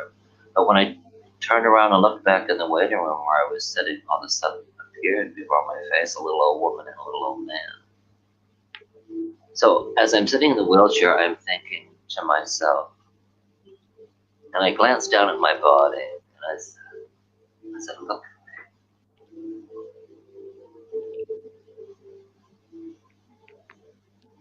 I said, "Where did I get to this point in my life?" I said, "I hate my life. My life is nothing but doing drugs, prostitution. I don't like myself. How did I get to this point? How did I end up with breast implants?" I looked down at myself. I said, "How did I end up with all this stuff? Why do I have all this confusion in my mind?" And I was just wanting someone to love me. When I looked in that waiting room, I saw this little old woman and little old man. আচ্ছা, আমি এটুকু দেখাতে চাচ্ছিলাম ভাই, যেটা আমি বলতে চাচ্ছিলাম আর কি এটার মাধ্যমে, যে উনি একজন পুরুষ। উনি 9 বছর বয়সে অ্যাসিডের শিকার হন তার বাবার এমপ্লয়ি কর্মচারীর দ্বারা, এবং তারপরে উনি একটা পর্যায়ে বয়স সন্ধিকালের আগে দিয়ে ওই সময়টা উনি সেক্স চেঞ্জ করে ফেলেন, এবং তারপরে এখন আবার ব্যাক করেছেন আর কি, আবার আবার পুরুষ হিসেবে ব্যাক করেছেন। তো উনি বলতেছেন যে আমার জীবনটা এমন কেন। উনি একটা হসপিটালে যান একটা অসুখে পড়ে, এবং সেখানে যে উনি দুজন, একজন পুরুষ এবং একজন ভদ্র মহিলা, একজন ভদ্রলোক, তারা হাজবেন্ড ওয়াইফ, দেখার পর তার চোখ দিয়ে পানি বেরোয় আসে। এরপর উনি কাঁদা শুরু করলেন যে আমি নিজের দিকে তাকাইলাম, কি অবস্থা আমার, হ্যাঁ আমার তো এরকম একটা জীবন হতে পারতো, আমার জীবনটা এমন কেন হলো, আমার এই, আমি নিজের শরীরের দিকে তাকালাম, আমার এরকম ব্রেস্ট ইমপ্ল্যান্ট, আমি সার্জারি করে ব্রেস্ট বসাইছি, আমি আমার পুরুষের লিঙ্গ আমি কেটে ফেলছি, হ্যাঁ আমার আমার এমন হলো কেন, আমি এমন কেন হইলাম। হ্যাঁ উনি এখন লাস্টে যেটা বলতেছে যে উনি কেন আমার মধ্যে এরকম কনফিউশন চলে আসলো, আমি তো ভালো ছিলাম, আমি তো ভালো থাকতে পারতাম। তো এই কনফিউশনটা মানে ওরা তার মধ্যে কনফিউশনটা সে নার্চার করছে, লালন করছে, করে এটাকে বিশ্বাস করছে, বিশ্বাস করার পর একটা পর্যায়ে সে এটাকে স্টেপ নিছে, নিজের জীবনকে পরিবর্তন করছে। হ্যাঁ তার ফলে এখন এখন সে সেটার অনুশোচনা করতেছে। তো ঠিক এই ব্যাপারটা হচ্ছে এরকম। হ্যাঁ ব্যাপারটা হচ্ছে এরকম যে আসলে মানে একটা পর্যায়ে যে মানুষ যারা বিশেষ করে সেক্স চেঞ্জ করে ফেলে, এরা খুব ডিপ্রেসড হয়ে পড়ে এবং এরা আবার আবার ফিরে আসার চেষ্টা করে, কিন্তু তখন তার কিছুই করার থাকে না, তাহলে বলেন তখন তো সবকিছু শেষ হয়ে যায়। তো মোট কথা এটাই যে আমি আসলে এটাই বোঝাতে চাচ্ছি যে আসলে তাদের জীবনটা কেমন হয়। হ্যাঁ এবং এই জন্য এখান থেকে আমাদের উত্তরণের উপায় হচ্ছে এটা, আমরা মুসলিম, আমাদের হক সত্য ধর্ম এবং আল্লাহ রাব্বুল আলামিনের সাথে সম্পর্ক তৈরি করা, এটাই হচ্ছে আমাদের এইখান থেকে বাঁচার উপায়। এবং এখান থেকে বাঁচা খুবই সম্ভব, মানুষ পারতেছে, সারা দুনিয়াতে হাজার হাজার লক্ষ লক্ষ মানুষ তারা ফেরত আসতেছে। হ্যাঁ পারতেছে না এমন কিছু না, এটা এমন কঠিন কিছু না ভাই, আপনি আশা হারাবেন না, আশা হারাবেন না। হ্যাঁ এটা শয়তান আমাদের ওয়াসওয়াসা দিবে, আমাদের দ্বারা গুনাহ হবে, কিন্তু আমরা এখান থেকে ফেরত আসবো, উঠে দাঁড়াবো, এই জন্যই আমরা মুসলিম। হ্যাঁ আমরা মুসলিম এবং এটাই আল্লাহ তাআলা আমাদেরকে এটাই দেখতেছেন যে বান্দা উঠে দাঁড়ায় কিনা, নাকি সে নিরাশ হয়ে যায়। আল্লাহর রহমত থেকে নিরাশ হয়ে যাওয়া এটা এটা নিষেধ, এটা আল্লাহ তাআলা নিষেধ করে দিয়েছেন যে আমার রহমত থেকে নিরাশ হবো না, এটা ইমানের পরিপন্থী কাজ। হ্যাঁ কিন্তু আমরা আল্লাহর রহমত থেকে কখনোই নিরাশ না, এবং আমার এটা কি বলে, এটা এটা থেকে আমাকে উঠার চেষ্টা করতে হবে, চেষ্টা উঠে উঠে আসতে হবে, চেষ্টা করতে হবে, এবং এক পর্যায়ে আপনি সফল হবেন ইনশাআল্লাহ। হ্যাঁ এবং আল্লাহর রহমতের দ্বারা, আল্লাহর সাহায্যের দ্বারা, এবং আপনি কতটুকু চেষ্টা করতেছেন এটাই আল্লাহ তাআলা দেখতেছেন। আল্লাহ তাআলা দেখতেছেন যে আমার বান্দা এখান থেকে উঠে আসার জন্য কতটুকু চেষ্টা করতেছে, বান্দাকে আমি পরীক্ষার মধ্যে ফেলছি, এবং এখান থেকে উঠে আসার ফলে আল্লাহ তাআলা অনেক বড় উঁচা মাকাম জান্নাতে আপনার জন্য রেডি করে রাখছে, যে আমার বান্দা দুনিয়াতে বড় পরীক্ষা দিয়ে আসছে, বড় পরীক্ষা দিয়ে আসছে। হ্যাঁ আমি বান্দার জন্য বড় মেহমানদারির ব্যবস্থা আল্লাহ তাআলা করবেন ইনশাআল্লাহ। এই জন্য আপনারা ভাই, হতাশ হবেন না। হ্যাঁ জি, জি। ভাই, তো একটা দুইটা বিপরীতমুখী চিত্র মানে আমি আপনার সামনে তুলে ধরতে চাই, আপনি হয়তো রিলেট করতে পারবেন যে সমকামীদের বর্তমানে মানে যারাই সমকামী বাট স্টিল যারা ইসলামের প্রতি তাদের মনোভাব কেমন। যেমন আমাদের এই উপমহাদেশীয় পার্সপেক্টিভে যেটা হয় যে যেহেতু মানুষ একসেপ্ট করবে না এবং পাশাপাশি তাদের ধর্মীয় জ্ঞানটা অতটা ভালো থাকে না, তো তারা অনেকটা এরকম মনে করে যে হয়তো আমি সমকামী, আমার মানে ইসলামের সাথে আমার আর সম্পর্ক নাই, বা আমি হয়তো ইসলাম থেকে বের হয়ে গেছি, অথবা ইসলামের সাথে আসলে আমার দূরতম কোনো সম্পর্ক হওয়া সম্ভব না। তো এরকম একটা মনোভাব তাদের মধ্যে চলে আসে। আর পাশ্চাত্যে আমরা আরেকটা জিনিস, উল্টো জিনিস দেখতে পাই, যে পাশ্চাত্যে সমকামী ইমাম পর্যন্ত। হ্যাঁ হ্যাঁ হ্যাঁ রাইট রাইট। আচ্ছা এটা একটা চরম একটা বিষয়, এটা আমি একটু আলোচনা করতে চাই, যে অ্যাজ লং অ্যাজ আপনি এটা মনে করতেছেন যে হ্যাঁ আমি এটা গুনাহ করতেছি, আমার মনের মধ্যে যেটা আসতেছে এটা হারাম, ততক্ষণ পর্যন্ত আপনি মুসলমান হিসেবে আছেন, ইউ আর মুসলিম। আপনি হচ্ছে আমার দ্বারা গুনাহ হচ্ছে, বা আমার মনের মধ্যে গুনাহের চিন্তা আসতেছে, but I am sorry for that, Allah আমাকে আপনি মাফ করে দেন, আমার ভুল হয়ে গেছে, আপনি আমাকে মাফ করে দেন। অ্যাজ লং অ্যাজ এই মেন্টাল স্টেটটা আপনার আছে, আপনি মুসলিম। কিন্তু আপনি নিজে সমকামী না, বাট আপনি সমকামীদের অধিকার চাচ্ছেন, আপনি চাচ্ছেন যে সমকামিতা এটা অধিকার আমার, এটা আরেকজনের অধিকার, কিন্তু আপনি নিজে সমকামী না, then you are not in the boundary of Islam, আপনি ইসলামের মধ্যে আর নাই, আপনি কুফরে চলে গেছেন। তো এই যে পশ্চিমে যারা সমকামী ইমাম, মানে তারা ঘোষণা দিয়ে সমকামী, যে আমি আমি ঘোষণা করতেছি আমি সমকামী, আমার মনে হয় না যে তারা আর ইসলামের বাউন্ডারির মধ্যে আছে, ইমানের মধ্যে তারা আর আছে, মুমিন মুমিন হিসেবে আল্লাহর খাতায় আর আছে বলে আমার মনে হয় না। বিকজ মানে এটা হচ্ছে আল্লাহর সাথে হঠকারিতা করা। আল্লাহ তাআলা যেটাকে হারাম করছেন তারা সেটাকে হালাল করতে চাচ্ছে, এবং আল্লাহর দেওয়া হারামকে যদি কেউ হালাল করতে চায়, তো সে নাওয়াকিদুল ইমান বা ইমান ভঙ্গের কারণের মধ্যে একটা এটা, যে সে আল্লাহ যেটা হারাম করেছেন তুমি সেটাকে হালাল দাবি করতেছে, এবং সে সেটাকে অধিকার মনে করতেছে। অ্যাজ লং অ্যাজ আপনি এটাকে অধিকার মনে না করবেন, গুনাহকে গুনাহ মনে করবেন, এবং এখান থেকে ওঠার জন্য চেষ্টা করতে থাকবেন, আল্লাহকে আপনার চেষ্টা দেখাইতে থাকবেন, এবং আল্লাহর কাছে আপনি মাফ চাইতে থাকবেন। হ্যাঁ সেজদায় পড়ে পড়ে আপনি মাফ চাইতে থাকবেন, আল্লাহর কাছে আপনি তৌফিক চাইতে থাকবেন, তো আপনি মুসলিম আছেন। এবং আল্লাহ তাআলা যদি কাল হাশরের মাঠে চান যে আপনাকে মাফ করে দিবেন, আল্লাহ তাআলা মাফ করে দিতে পারেন। যদি আল্লাহ তাআলা চান আপনাকে হাশরের মাঠে মাফ করে দিবেন, আপনার ইমানের কারণে আল্লাহ তাআলা চাইলে আপনি মাফ করে দিতে পারেন। কিন্তু আপনি যদি এটা মনে করেন যে না এটা আমার অধিকার, এটা ন্যাচারাল, এটা জেনেটিক, এটা আমি এটা করতেছি, এটা নরমাল, এটা আবার এমন কি, হ্যাঁ তাহলে পরে বিষয়টা কি হয়ে গেল, শয়তান যেরকম বলছিল যে আল্লাহ আমি সিজদা করি নাই, কারণ হচ্ছে আপনি ন্যাচারাল, আমি আমি আগুন থেকে হয়েছি, আদম মাটি থেকে হয়েছে, ইটস ন্যাচারাল। তো আপনি একই কাজ করলেন যেটা শয়তান করছে। শয়তান যে আল্লাহর নাফরমানি, আল্লাহর অবাধ্য হওয়াটাকে তার অধিকার মনে করছে, আপনিও আল্লাহর অবাধ্য হওয়াটাকে আপনার অধিকার মনে করতেছেন। তো যার কারণে তখন আপনি আর ইমানের মধ্যে নাই, আপনি তখন কুফরের মধ্যে চলে গেছেন। তো পশ্চিমে আমরা যে জিনিসগুলো দেখতেছি, সমকামী ইমাম, সমকামী মসজিদ, they are not actually Muslim, I think. এটা ওলামায়ে কেরাম, এটা যারা তাকফির শাস্ত্রে যারা তারা এটা বলতে পারবেন, বাট তারা ইমানের গণ্ডির মধ্যে তারা নাই, তারা কুফরের গণ্ডির মধ্যে চলে গেছে, এটা আমি বলবো আর কি। মাহফুজ ভাই।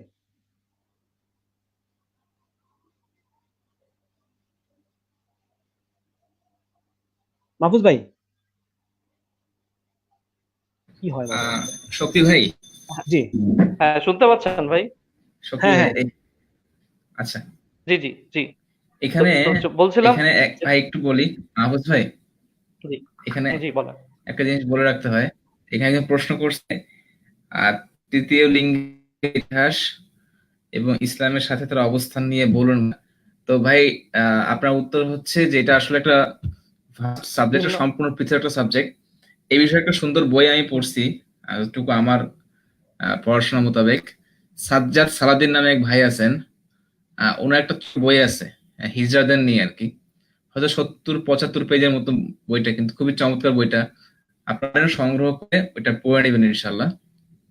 তো আসলে এই মুহূর্তে এই বিষয়গুলোর উত্তর দেওয়াটা আসলে পসিবল না। হ্যাঁ পসিবল। হ্যাঁ, এবং মাহফুজ আপনি কন্টিনিউ করেন। আচ্ছা ভাই, জি জি ভাই এক লাইনে ওনাকে একটু বলে দেই, এক লাইনে জাস্ট। সেটা হচ্ছে, এটা নিয়ে আমি একটু রিসার্চ করছিলাম, আমাকে একজন শায়েখ কিছু দায়িত্ব দিয়েছিলেন যে মেডিকেল পার্সপেক্টিভ থেকে এই তৃতীয় লিঙ্গের বিষয়টা নিয়ে আলোচনা করার জন্য আমাকে বলছিলেন। তো সেখান থেকে আমি করে দেখলাম যে ইসলামী ফিকহ অনুসারে তৃতীয় লিঙ্গ বলে কোনো লিঙ্গ নাই, তৃতীয় লিঙ্গ বলে কিছু নাই। হিজড়াদের তাদের স্ট্রাকচার দেখে, তাদের শারীরবৃত্তীয় বিষয়গুলো দেখে তাদেরকে হয় পুরুষে ফেলা হবে অথবা মহিলায় ফেলা হবে। অথবা বাংলাদেশে আমরা যেটা দেখি যে হিজড়ারা একটা এমন একটা কমিউনিটি হিসেবে থাকে, আইসোলেটেড কমিউনিটি না। ইসলাম তাদেরকে মেইন স্ট্রিমে নিয়ে আসছে। কিভাবে? তাদেরকে হয় পুরুষ হিসেবে আইডেন্টিফাই করছে অথবা মহিলা হিসেবে তাদেরকে আইডেন্টিফাই করছে। তারা সবকিছু পাবে, পিতার সম্পত্তি পাবে, তারা সোশ্যাল, তারা সব ধরনের রেসপন্সিবিলিটি তারা পালন করতে পারবে, সামাজিক বিভিন্ন কর্মকাণ্ডে তারা অংশগ্রহণ করতে পারবে। তারা আইসোলেটেড কোনো কমিউনিটি না ইসলাম অনুসারে। ইসলাম অনুসারে হয় তারা পুরুষের মতো অথবা তারা নারীর মতো, দুটোর একটা ক্যাটাগরিতে তাদেরকে ফেলা হবে। এমনকি ফিকহ অনুসারে এটাও আসছে যে আলিয়া দেওয়ার কাছে জিজ্ঞেস করা হয়েছে, একটা বাচ্চার একটা পুরুষ না মেয়ে, এটা নিয়ে তার কাছে জিজ্ঞেস করা হয়েছিল। তো উনি কথা বলছিলেন সে কিভাবে পেশাব করে এটা দেখো। সে কি পুরুষের মতো পেশাব করে তাহলে সে পুরুষ, যদি সে মেয়েদের মতো পেশাব করে তাহলে সে মেয়ে। তো এই বিষয়টা নিয়ে আমাকে একজন শায়েখ বলছিলেন যে আপনি এটা নিয়ে মেডিকেল পার্সপেক্টিভ থেকে কিছু কথাবার্তা লেখেন। সেখানে আমি কিছু কথা লিখেছিলাম এবং সেখানে আমি বিস্তারিত বিষয়গুলো এখন তো আলোচনার সুযোগ নেই। বাকি এটুকু আমি বলতে পারি যে তৃতীয় লিঙ্গ বলে ইসলামে কোনো লিঙ্গ নাই। তাদেরকে হয় তাদের স্ট্রাকচার দেখে, তাদের জনিপথ বা যৌনাঙ্গের স্ট্রাকচার গুলো দেখে, তাদের পারিপার্শ্বিক বিষয়গুলো দেখে তাদেরকে হয় পুরুষের মতো ট্রিট করা হবে অথবা নারীর মতো ট্রিট করা হবে। এটুকু আপনাকে আমি বলে দিচ্ছি আর কি এই প্রশ্নের উত্তরে আর কি। ঠিক আছে ভাই, তো আমরা, হ্যাঁ ভাই শুনতে পাচ্ছেন? বলেন বলেন। জি। তো আমরা আজকে একটা শেষ প্রশ্ন দিয়ে শেষ করব। যদিও এর মাঝে অনেক রকম প্রশ্ন বা অনেক রকম আলোচনা হয়তো বা করা যেত, আমাদের সময় স্বল্পতার কারণে। সো আমাদের শেষ প্রশ্নটা হবে এটা যে আমাদের আশেপাশে হয়তো এমন অনেক মানুষ আছেন যারা সমকামিতার প্রতি আকর্ষণ অনুভব করেন, সমকামিতায় লিপ্ত আছেন অথবা ফিরে আসতে চাচ্ছেন, কিন্তু কোনোভাবে যেহেতু আশেপাশের সমাজ থেকে তারা কোনো একসেপ্টেন্স পাচ্ছেন না, বা আশেপাশের সমাজে যেহেতু তাদেরকে গ্রহণযোগ্যতা দেওয়া হচ্ছে না এবং বিভিন্ন রকমের প্রবলেমের শিকার হচ্ছেন, এই জন্য তারা মানে মুখ ফুটে তারা সেটা বলতে পারছে না, তাদের প্রবলেম গুলো তারা শেয়ার করতে পারছে না। সো একজন মুসলিমের জায়গা থেকে, আমরা যারা মুসলিম আছি, আমরা যারা আল্লাহর দেওয়া বিধান অনুযায়ী জীবনযাপন করতে চাই, তাদের জায়গা থেকে আমরা এই ধরনের মানুষদেরকে কিভাবে একটা স্বাভাবিক জীবনে ফিরিয়ে আনতে পারি এবং কিভাবে তাদেরকে আমাদের জায়গা থেকে তাদের প্রতি মনোভাবটা কেমন হবে, তাদের প্রতি আমাদের ট্রিটমেন্টটা কেমন হবে এবং আমরা কিভাবে তাদেরকে সাহায্য করতে পারি যেন তারা তাদের সমস্যাগুলোকে ক্লিয়ারলি সামনে তুলে ধরতে পারেন এবং আমরা যেন তাদেরকে একটা পথ দেখাতে পারি। এই ব্যাপারে কিছু বললে ভালো হয়। এটার জন্য আসলে আমরা শুনছি, এটার জন্য আমাদের কাজ করা দরকার, এটা নিয়ে কাজ হওয়া দরকার। আলহামদুলিল্লাহ আমাদের যে লস্ট মডেস্টি ভাইয়েরা এটা নিয়ে কাজ করছেন, আলহামদুলিল্লাহ। ওনারা দেখলাম যে অনেক সময় অনেক ভাইকে আমার কাছে রেফার করছেন যে বিভিন্ন বিষয়ের জন্য। তো আলহামদুলিল্লাহ এরকম আরো আমাদের কমিউনিটি গ্রুপ তৈরি হওয়া উচিত। হ্যাঁ, ওনারা একা একটা লস্ট মডেস্টি যে গ্রুপটা, আলহামদুলিল্লাহ ভাইয়েরা, আল্লাহ তাআলা ভাইদেরকে জাযায়ে খায়ের দান করুক। আপনারা তাদের সাথে কনসাল্ট করতে পারেন, তারা এই বিষয় নিয়ে বিস্তারিত, তারা এক্সপার্ট আর কি এই বিষয় নিয়ে। তো এখানে কনসাল্ট করতে পারেন যে আমরা কি করবো না করবো, এগুলো নিয়ে কথা বলতে পারেন। এবং সেই সাথে শুধু ওনারা না, এরকম আরো কমিউনিটি, বিভিন্ন গ্রুপ আমাদের মুসলিমদের মধ্যে হওয়া উচিত, যেখানে আমাদের এই সমস্ত ভাইয়েরা যারা একটা পরীক্ষার মধ্যে আছেন তারা এই কাউন্সিলিং এর জন্য আসতে পারে। হ্যাঁ, এরকম মানে কনভার্সন থেরাপি যেমন বিদেশে এটা আছে, আমাদের ধর্ম হচ্ছে সবচেয়ে বড় থেরাপি, আমাদের ইসলাম হচ্ছে আমাদের জন্য সবচেয়ে বড় মোটিভেশন, এর চাইতে বড় মোটিভেশন তার দরকার নেই। তো যার কারণে এটা শেয়ার করার মতো একটা জায়গা আমাদের এখন দরকার। এরকম অনেকগুলো গ্রুপ আমাদের হওয়া উচিত আমার মনে হয় এই বিষয়টা নিয়ে কাজ করার জন্য। তবে এটা মাথায় রাখতে হবে যে এটা কিন্তু একটা ফিতনার আশঙ্কা আছে, ফিতনার একটা আশঙ্কা আছে। সেদিক থেকে এই বিষয়টাকে সেই রকম কি বলে এটাকে, সেই রকম সতর্কতার সাথে, যেভাবে দেখা যাচ্ছে যে আমাদের পিপিই পরে তারা ভাইরাস ডিল করতেছে, হ্যাঁ সতর্কতার সাথে, তো ঠিক এটাকে এভাবে সতর্কতার সাথে জিনিসটাকে ডিল করা। হ্যাঁ, দেখা যাচ্ছে যে ছোট ছোট কিছু গ্রুপ হলো, 3-4 জন ভাই মিলে, সাথে একজন ওলামা হযরত একজন থাকলেন, তাকে নিয়ে এরকম একটা গ্রুপ হলো, গ্রুপ হয়ে তারা দেখা যাচ্ছে যে এই সমস্ত বিষয় নিয়ে তারা কাজ করতেছে, তাদেরকে কাউন্সিলিং করতেছেন। এবং কয়েকজন ডাক্তারের কথা আমি লিখেছি এই যে এই বইটার মধ্যে আপনি পাবেন, এই মুহূর্তে আমার মনে পড়তেছে না, ওই যে অভিশপ্ত রংধনু বইটা, এই বইটা আপনারা পড়বেন, এই বইটা আপনারা পড়বেন। এবং এই বইটার মধ্যে অনেক কথা আসছে, এই বইটার মধ্যে আমাদের দিনই আমাদের শরিয়ত কি বলে সেটা আসছে, বিভিন্ন বিষয় এখানে, সমকামিতার যে হিস্ট্রি, সমকামিতার যে বিজনেস, এটা নিয়ে যে ব্যবসা হচ্ছে, এটা যে ব্যবসায়িক কারণে বিষয়গুলোকে প্রমোট করা হচ্ছে, এই বিষয়গুলো আসছে, এখান থেকে উত্তরণের জন্য আপনারা কি কি করতে পারেন সেগুলো আসছে। এটা একটা কমপ্লিট প্যাকেজ আমি মনে করি আর কি। তো এই বইটা আপনারা পড়বেন সবাই ইনশাল্লাহ, এবং পড়ে এখান থেকে আপনারা আপনাদের যে প্ল্যান, এটা এটা আপনারা এখান থেকে নেবেন। এবং সবচেয়ে বড় কথা যেটা, যে এটা আমরা এই কথা বলার জায়গাগুলো, মানে যেখানে তারা তাদের এই সমস্যাগুলো শেয়ার করতে পারেন, এবং তারা একটা, কারণ এইগুলো যদি তারা যদি শেয়ার করতে আমাদের সাথে না পারেন, আমরা দিনই ভাই, তাহলে আমাদের চেয়ে ভালো পরামর্শ তাদেরকে আর কে দিবে?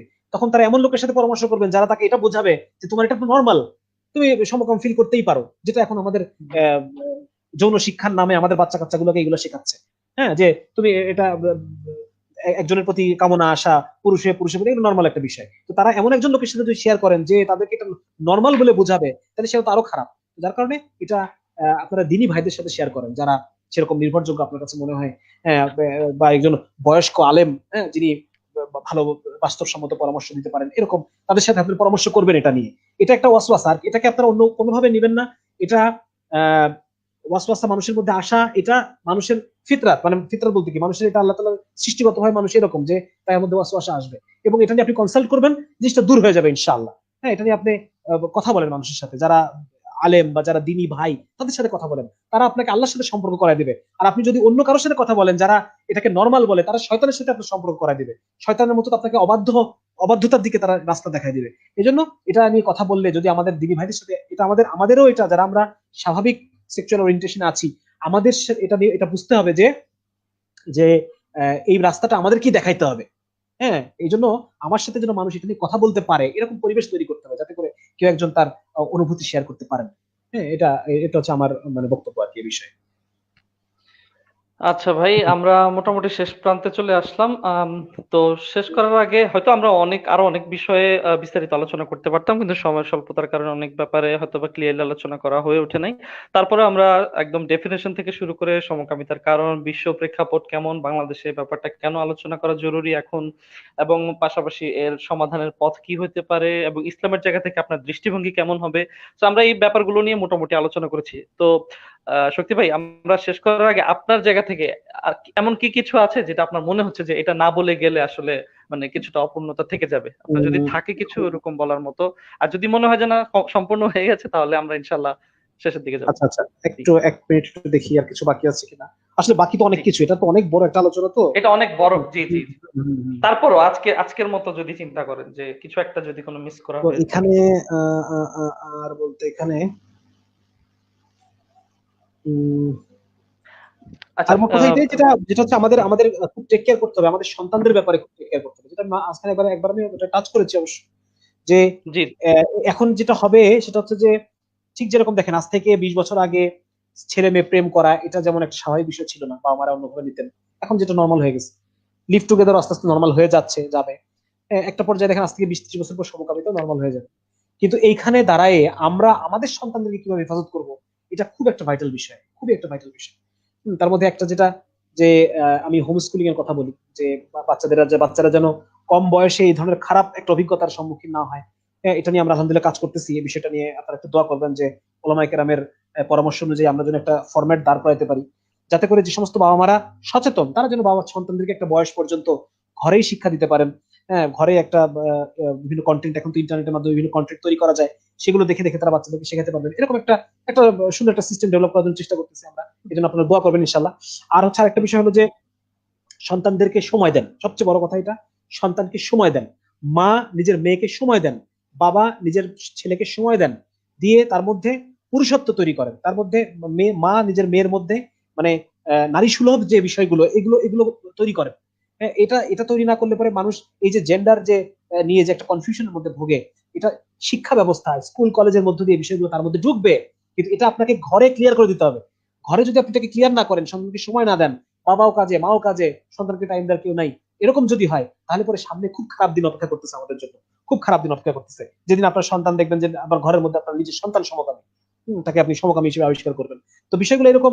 এখান থেকে বাঁচার জন্য আমাদের যেটা করতে হবে, সন্তানকে সময় দিতে হবে, এবং সন্তানকে সামনে তার নিজের জেন্ডারটাকে বাবা মাই মানে স্পষ্ট করে দিবে যে তুমি হচ্ছে ছেলে, তুমি ছেলে বেবি, তুমি মেয়ে বেবি, অর্থাৎ তুমি এগুলো করো, ছেলে তুমি এগুলো করো, এই কাজগুলো তোমার। এভাবে করে বাবা মা পরিবারে তার সন্তানকে একটা রাস্তা দেখাই দিবে। নাহলে পরে সামনের দিনগুলো খুব কঠিন, যেভাবে ফেতনা চলে আসতেছে। এই জন্য আর কথা তো খুব বেশি বাড়ানোর কিছু নেই, অনেক সময় ধরে আমরা কথা বলতেছি। তো এখন যে সমস্ত ভাইরা এই ফেতনার মধ্যে আছেন, তাদের জন্য আন্তরিকভাবে দোয়া থাকলো আমার পক্ষ থেকে। আল্লাহ তাআলা তাদেরকে হিম্মত দান করুক এবং তাদেরকে এখান থেকে উঠাই নিয়ে আসুক। আসলে প্রত্যেকের নিজের কষ্টটা তো নিজের, আপনার কষ্টটা আমি বুঝবো না, কিন্তু আপনার কষ্টটা আল্লাহ বুঝবেন। আল্লাহ বুঝবেন। আল্লাহ আর আপনার মাঝখানে কোনো কি বলে এটাকে, কোনো পীর সাহেব নাই, আল্লাহ আর আপনার মাঝখানে কেউ নাই। হ্যাঁ, এমনকি এমনকি এটা ওলামায়ে কেরাম তাফসীর করেন এরকম, যে আল্লাহ এবং বান্দার মাঝখানে স্বয়ং নবীও নাই। এজন্য আপনি আল্লাহর কাছে চান, খেতে কেটে চান, আল্লাহ তাআলা আমাদের কথা শুনতেছেন। আল্লাহ তাআলা এই পরীক্ষায় আপনাকে সাহায্য করবেন ইনশাআল্লাহ। এজন্য কখনোই আশা হারাবেন না, নিরাশ হবেন না। অনেকে আছে যে সমকামিতা সে ছাড়তে পারতেছে না, এই জন্য সে সমকামিতার সে ইসলামকে ছেড়ে দিচ্ছে, যে ইসলাম এরা ইসলামী, সে নাস্তিক হয়ে যাবে, নাস্তিকতার দিকে চলে যাচ্ছে। হ্যাঁ, এবং তার নাস্তিকতাকে জাস্টিফাই করার জন্য সে অন্যান্য বিভিন্ন রেফারেন্স কালেক্ট করতেছে ইসলামকে ভুল প্রমাণ করার জন্য। এটা করবেন না, এটা করবেন না। এটা আপনি আপনার যে এই যে যে অস্ত্র বা যে গুনাহ, এটা আল্লাহ তাআলা তো চাইলে মানে হিসাব না নিয়ে মাফ করে দিতে পারেন, মাফ করে দিতে পারেন, কিন্তু সেটার জন্য আপনাকে আপনার চেষ্টা দেখাইতে হবে আল্লাহকে, যে আল্লাহ আমি চেষ্টা করছি, আমি এখান থেকে ওঠার জন্য আমি চেষ্টা করছি, এবং চেষ্টাটা ভ্যালিড চেষ্টা আল্লাহকে দেখাইতে হবে। এটা আপনি আর আল্লাহ ছাড়া আর কেউ জানবে না। হ্যাঁ, যে আপনি আসলে চেষ্টা করতেছেন কিনা, আপনি আসলে আন্তরিকভাবে তওবা করছেন কিনা, আপনার আসলে এখান থেকে উঠে আসার ইচ্ছা আছে কিনা, এগুলো তো আল্লাহ জানেন, আল্লাহকে তো ফাঁকি দিতে পারবেন না, তাই না? তো যার কারণে আল্লাহর সাথে সম্পর্ক তৈরি করা এবং আল্লাহর উপরে ভরসা করেন, আপনি আপনি পারবেন ইনশাআল্লাহ। এটা আপনি অবশ্যই ইনশাআল্লাহ পারবেন। অনেক মানুষ পারতেছে যারা আল্লাহকে চেনে না, আল্লাহকে যারা চেনে না, কাফেররা পারতেছে তাদের এই এই এই এই রোগ থেকে, মানসিক রোগ থেকে উত্তরণ হতে পারতেছে, হয়ে ফেরত এসে তারা সন্তানের বাবা হচ্ছে, তারা আবার স্বাভাবিক জীবনে ফেরত চলে আসতেছে। আপনি কেন পারবেন না? আপনি তো আল্লাহকে চেনেন, আপনি তো আপনার রবকে চেনেন, আপনার রব তো আপনাকে মহাব্বত করেন, ওই কাফেরকে তো আল্লাহ মহাব্বত করেন না, আপনাকে আল্লাহ মহাব্বত করেন। আপনি কেন পারবেন না বলেন? আপনি কেন দিন ছেড়ে দিবেন? আপনি কেন আল্লাহকেই ছেড়ে দিবেন? আল্লাহকে ছাড়ার জন্য আপনি দলিল খুঁজবেন, প্রমাণ খুঁজবেন না, বরং আপনি তো আল্লাহকে চিনেন, আপনি আল্লাহর দিকে ফেরত আসেন। এটা হচ্ছে আমার শেষ কথা আর কি তাদের উদ্দেশ্যে। আল্লাহ তাআলা আমাদের সবাইকে এই ফিতনা থেকে হেফাজত করুক এবং ভাইদেরকে এখান থেকে উঠে আসার জন্য তৌফিক দান করুক। আমিন। আমিন, আলহামদুলিল্লাহি আমিন। রাব্বিল আলামিন। তো শক্তি ভাইয়ের এই আবেগময় শেষ যে বার্তাটা, আমরা আশা করি যারাই শুনছেন তাদের মধ্যে যদি কারো প্রবলেম থাকে বা তাদের পরিচিত কারোর মধ্যে যদি আমার প্রবলেম থাকে, অবশ্যই এই বার্তাটা পৌঁছে দিবেন এবং নিজেরা সেই অনুযায়ী আমল করার চেষ্টা করবেন। এবং আম, আমার নিজের জায়গা থেকে দুটো দুটো জিনিস বলে আমি শেষ করবো ইনশাল্লাহ। শাকিল ভাই আছেন? শাকিল ভাই আছেন? শাকিল ভাই আছেন? হ্যাঁ ভাই, আছে আছে আছে আছে। জি, জি। তো যেহেতু শক্তি ভাই শেষ করেছেন, আপনার জায়গা থেকে যদি কিছু এড করার থাকে এটা বললে আমরা ইনশাল্লাহ শেষ করবো আমার শেষ দুইটা কথা দিয়ে। হ্যাঁ ভাই, আপনার কিছু হ্যাঁ, বলার আমার এখন আর এড করার? সেট করেন আলহামদুলিল্লাহ। এত সব যা আচ্ছা, বলছেন আচ্ছা। ওটাই কাফি। হ্যাঁ, ইক্তিফা করে ফেলছে আলহামদুলিল্লাহ। এখন আপনার কিছু থাকলে আপনার যদি ইক্তিফা করে ইনশাল্লাহ আমাদের ইস্তেফা। জি, ইনশাআল্লাহ। তো আম, শেষে আরো দুইটা ব্যাপার অবশ্যই অবশ্যই আমাদের আলোচনার মধ্যে এই ব্যাপারগুলো উঠে আসছে। তারপরেও শেষ করার আগে বলে নিই যে অবশ্যই আমাদের সন্তানদের ক্ষেত্রে এই ব্যাপারগুলো খেয়াল রাখতে হবে যে আম, যে কোনো চাচা মামা খালু বা এই ধরনের যাদের নিকট আত্মীয়, তাদের মাধ্যমে যে সকল বাচ্চারা ছোটবেলায় বয়ঃসন্ধি হবার আগেই যাদের মধ্যে মানে পেডোফিলিয়ার শিকার হয়ে যাদের মধ্যে এই বিকৃত এই প্র্যাকটিসটা স্বাভাবিক রূপে ডিফল্ট সিস্টেম আকারে চলে আসে, এই ধরনের অভিজ্ঞতার সম্মুখীন যেন তারা না হয়, অবশ্যই সেই ব্যাপারটা আপনারা আপনাদের সন্তানের ক্ষেত্রে খেয়াল রাখবেন। এবং তাদের সাথে কারা চলছে মিশছে, কাদের কাছে আপনারা মানে কাদেরকে আপনারা ভরসা যোগ্য মনে করে দিয়ে দিচ্ছেন তাদের সাথে ঘুমাতে বা চলতে ফিরতে, সেটা অবশ্যই খেয়াল রাখা অনেক বেশি জরুরি আজকের এই যুগে। আর বিশেষ করে ডিজিটাল ডিভাইস যেসব কারণে মানুষের হাতে পর্নোগ্রাফি অ্যাভেলেবেল এবং এই বিকৃতির ব্যাপারগুলো অ্যাভেলেবেল, হয়তোবা সে সমকামী হবে না কিন্তু অন্য কোনো বিকৃতির দিকে চলে যাবে। এই ডিজিটাল ডিভাইসের যে ক্ষতিকর দিক সেগুলো আপনারা নিজেরা উপলব্ধি করবেন এবং আপনাদের সন্তানদের ক্ষেত্রে এই ব্যাপারগুলোকে খেয়াল রেখে এগুলো থেকে যত দূরে তাদেরকে রাখা যায়, যতদিন না তাদের মধ্যে ওই রকম বুঝ হয় যে কিভাবে এই ব্যাপারগুলোকে নিয়ন্ত্রণ করে চালাতে হয়, ততদিন পর্যন্ত তাদেরকে এই ব্যাপারগুলো থেকে দূরে রাখার চেষ্টা করবেন ইনশাআল্লাহ। সো এই দুটো ব্যাপার সহই আমরা আজকে শেষ করছি। যারাই শুনেছেন সকলকে ধন্যবাদ, জাযাকুমুল্লাহ খাইরান। আম, আশা করি হয়তোবা পরবর্তী কোনো অনুষ্ঠানে, লাইভ অনুষ্ঠানে আবার হয়তোবা কথা হবে আপনাদের সাথে, বা আপনারা শুনবেন, মতামত শেয়ার করবেন। তো আজকে এখানেই শেষ করছি। আসসালামু আসসালামু আলাইকুম ওয়া আলাইকুম। রাহমাতুল্লাহি ওয়া বারাকাতুহু।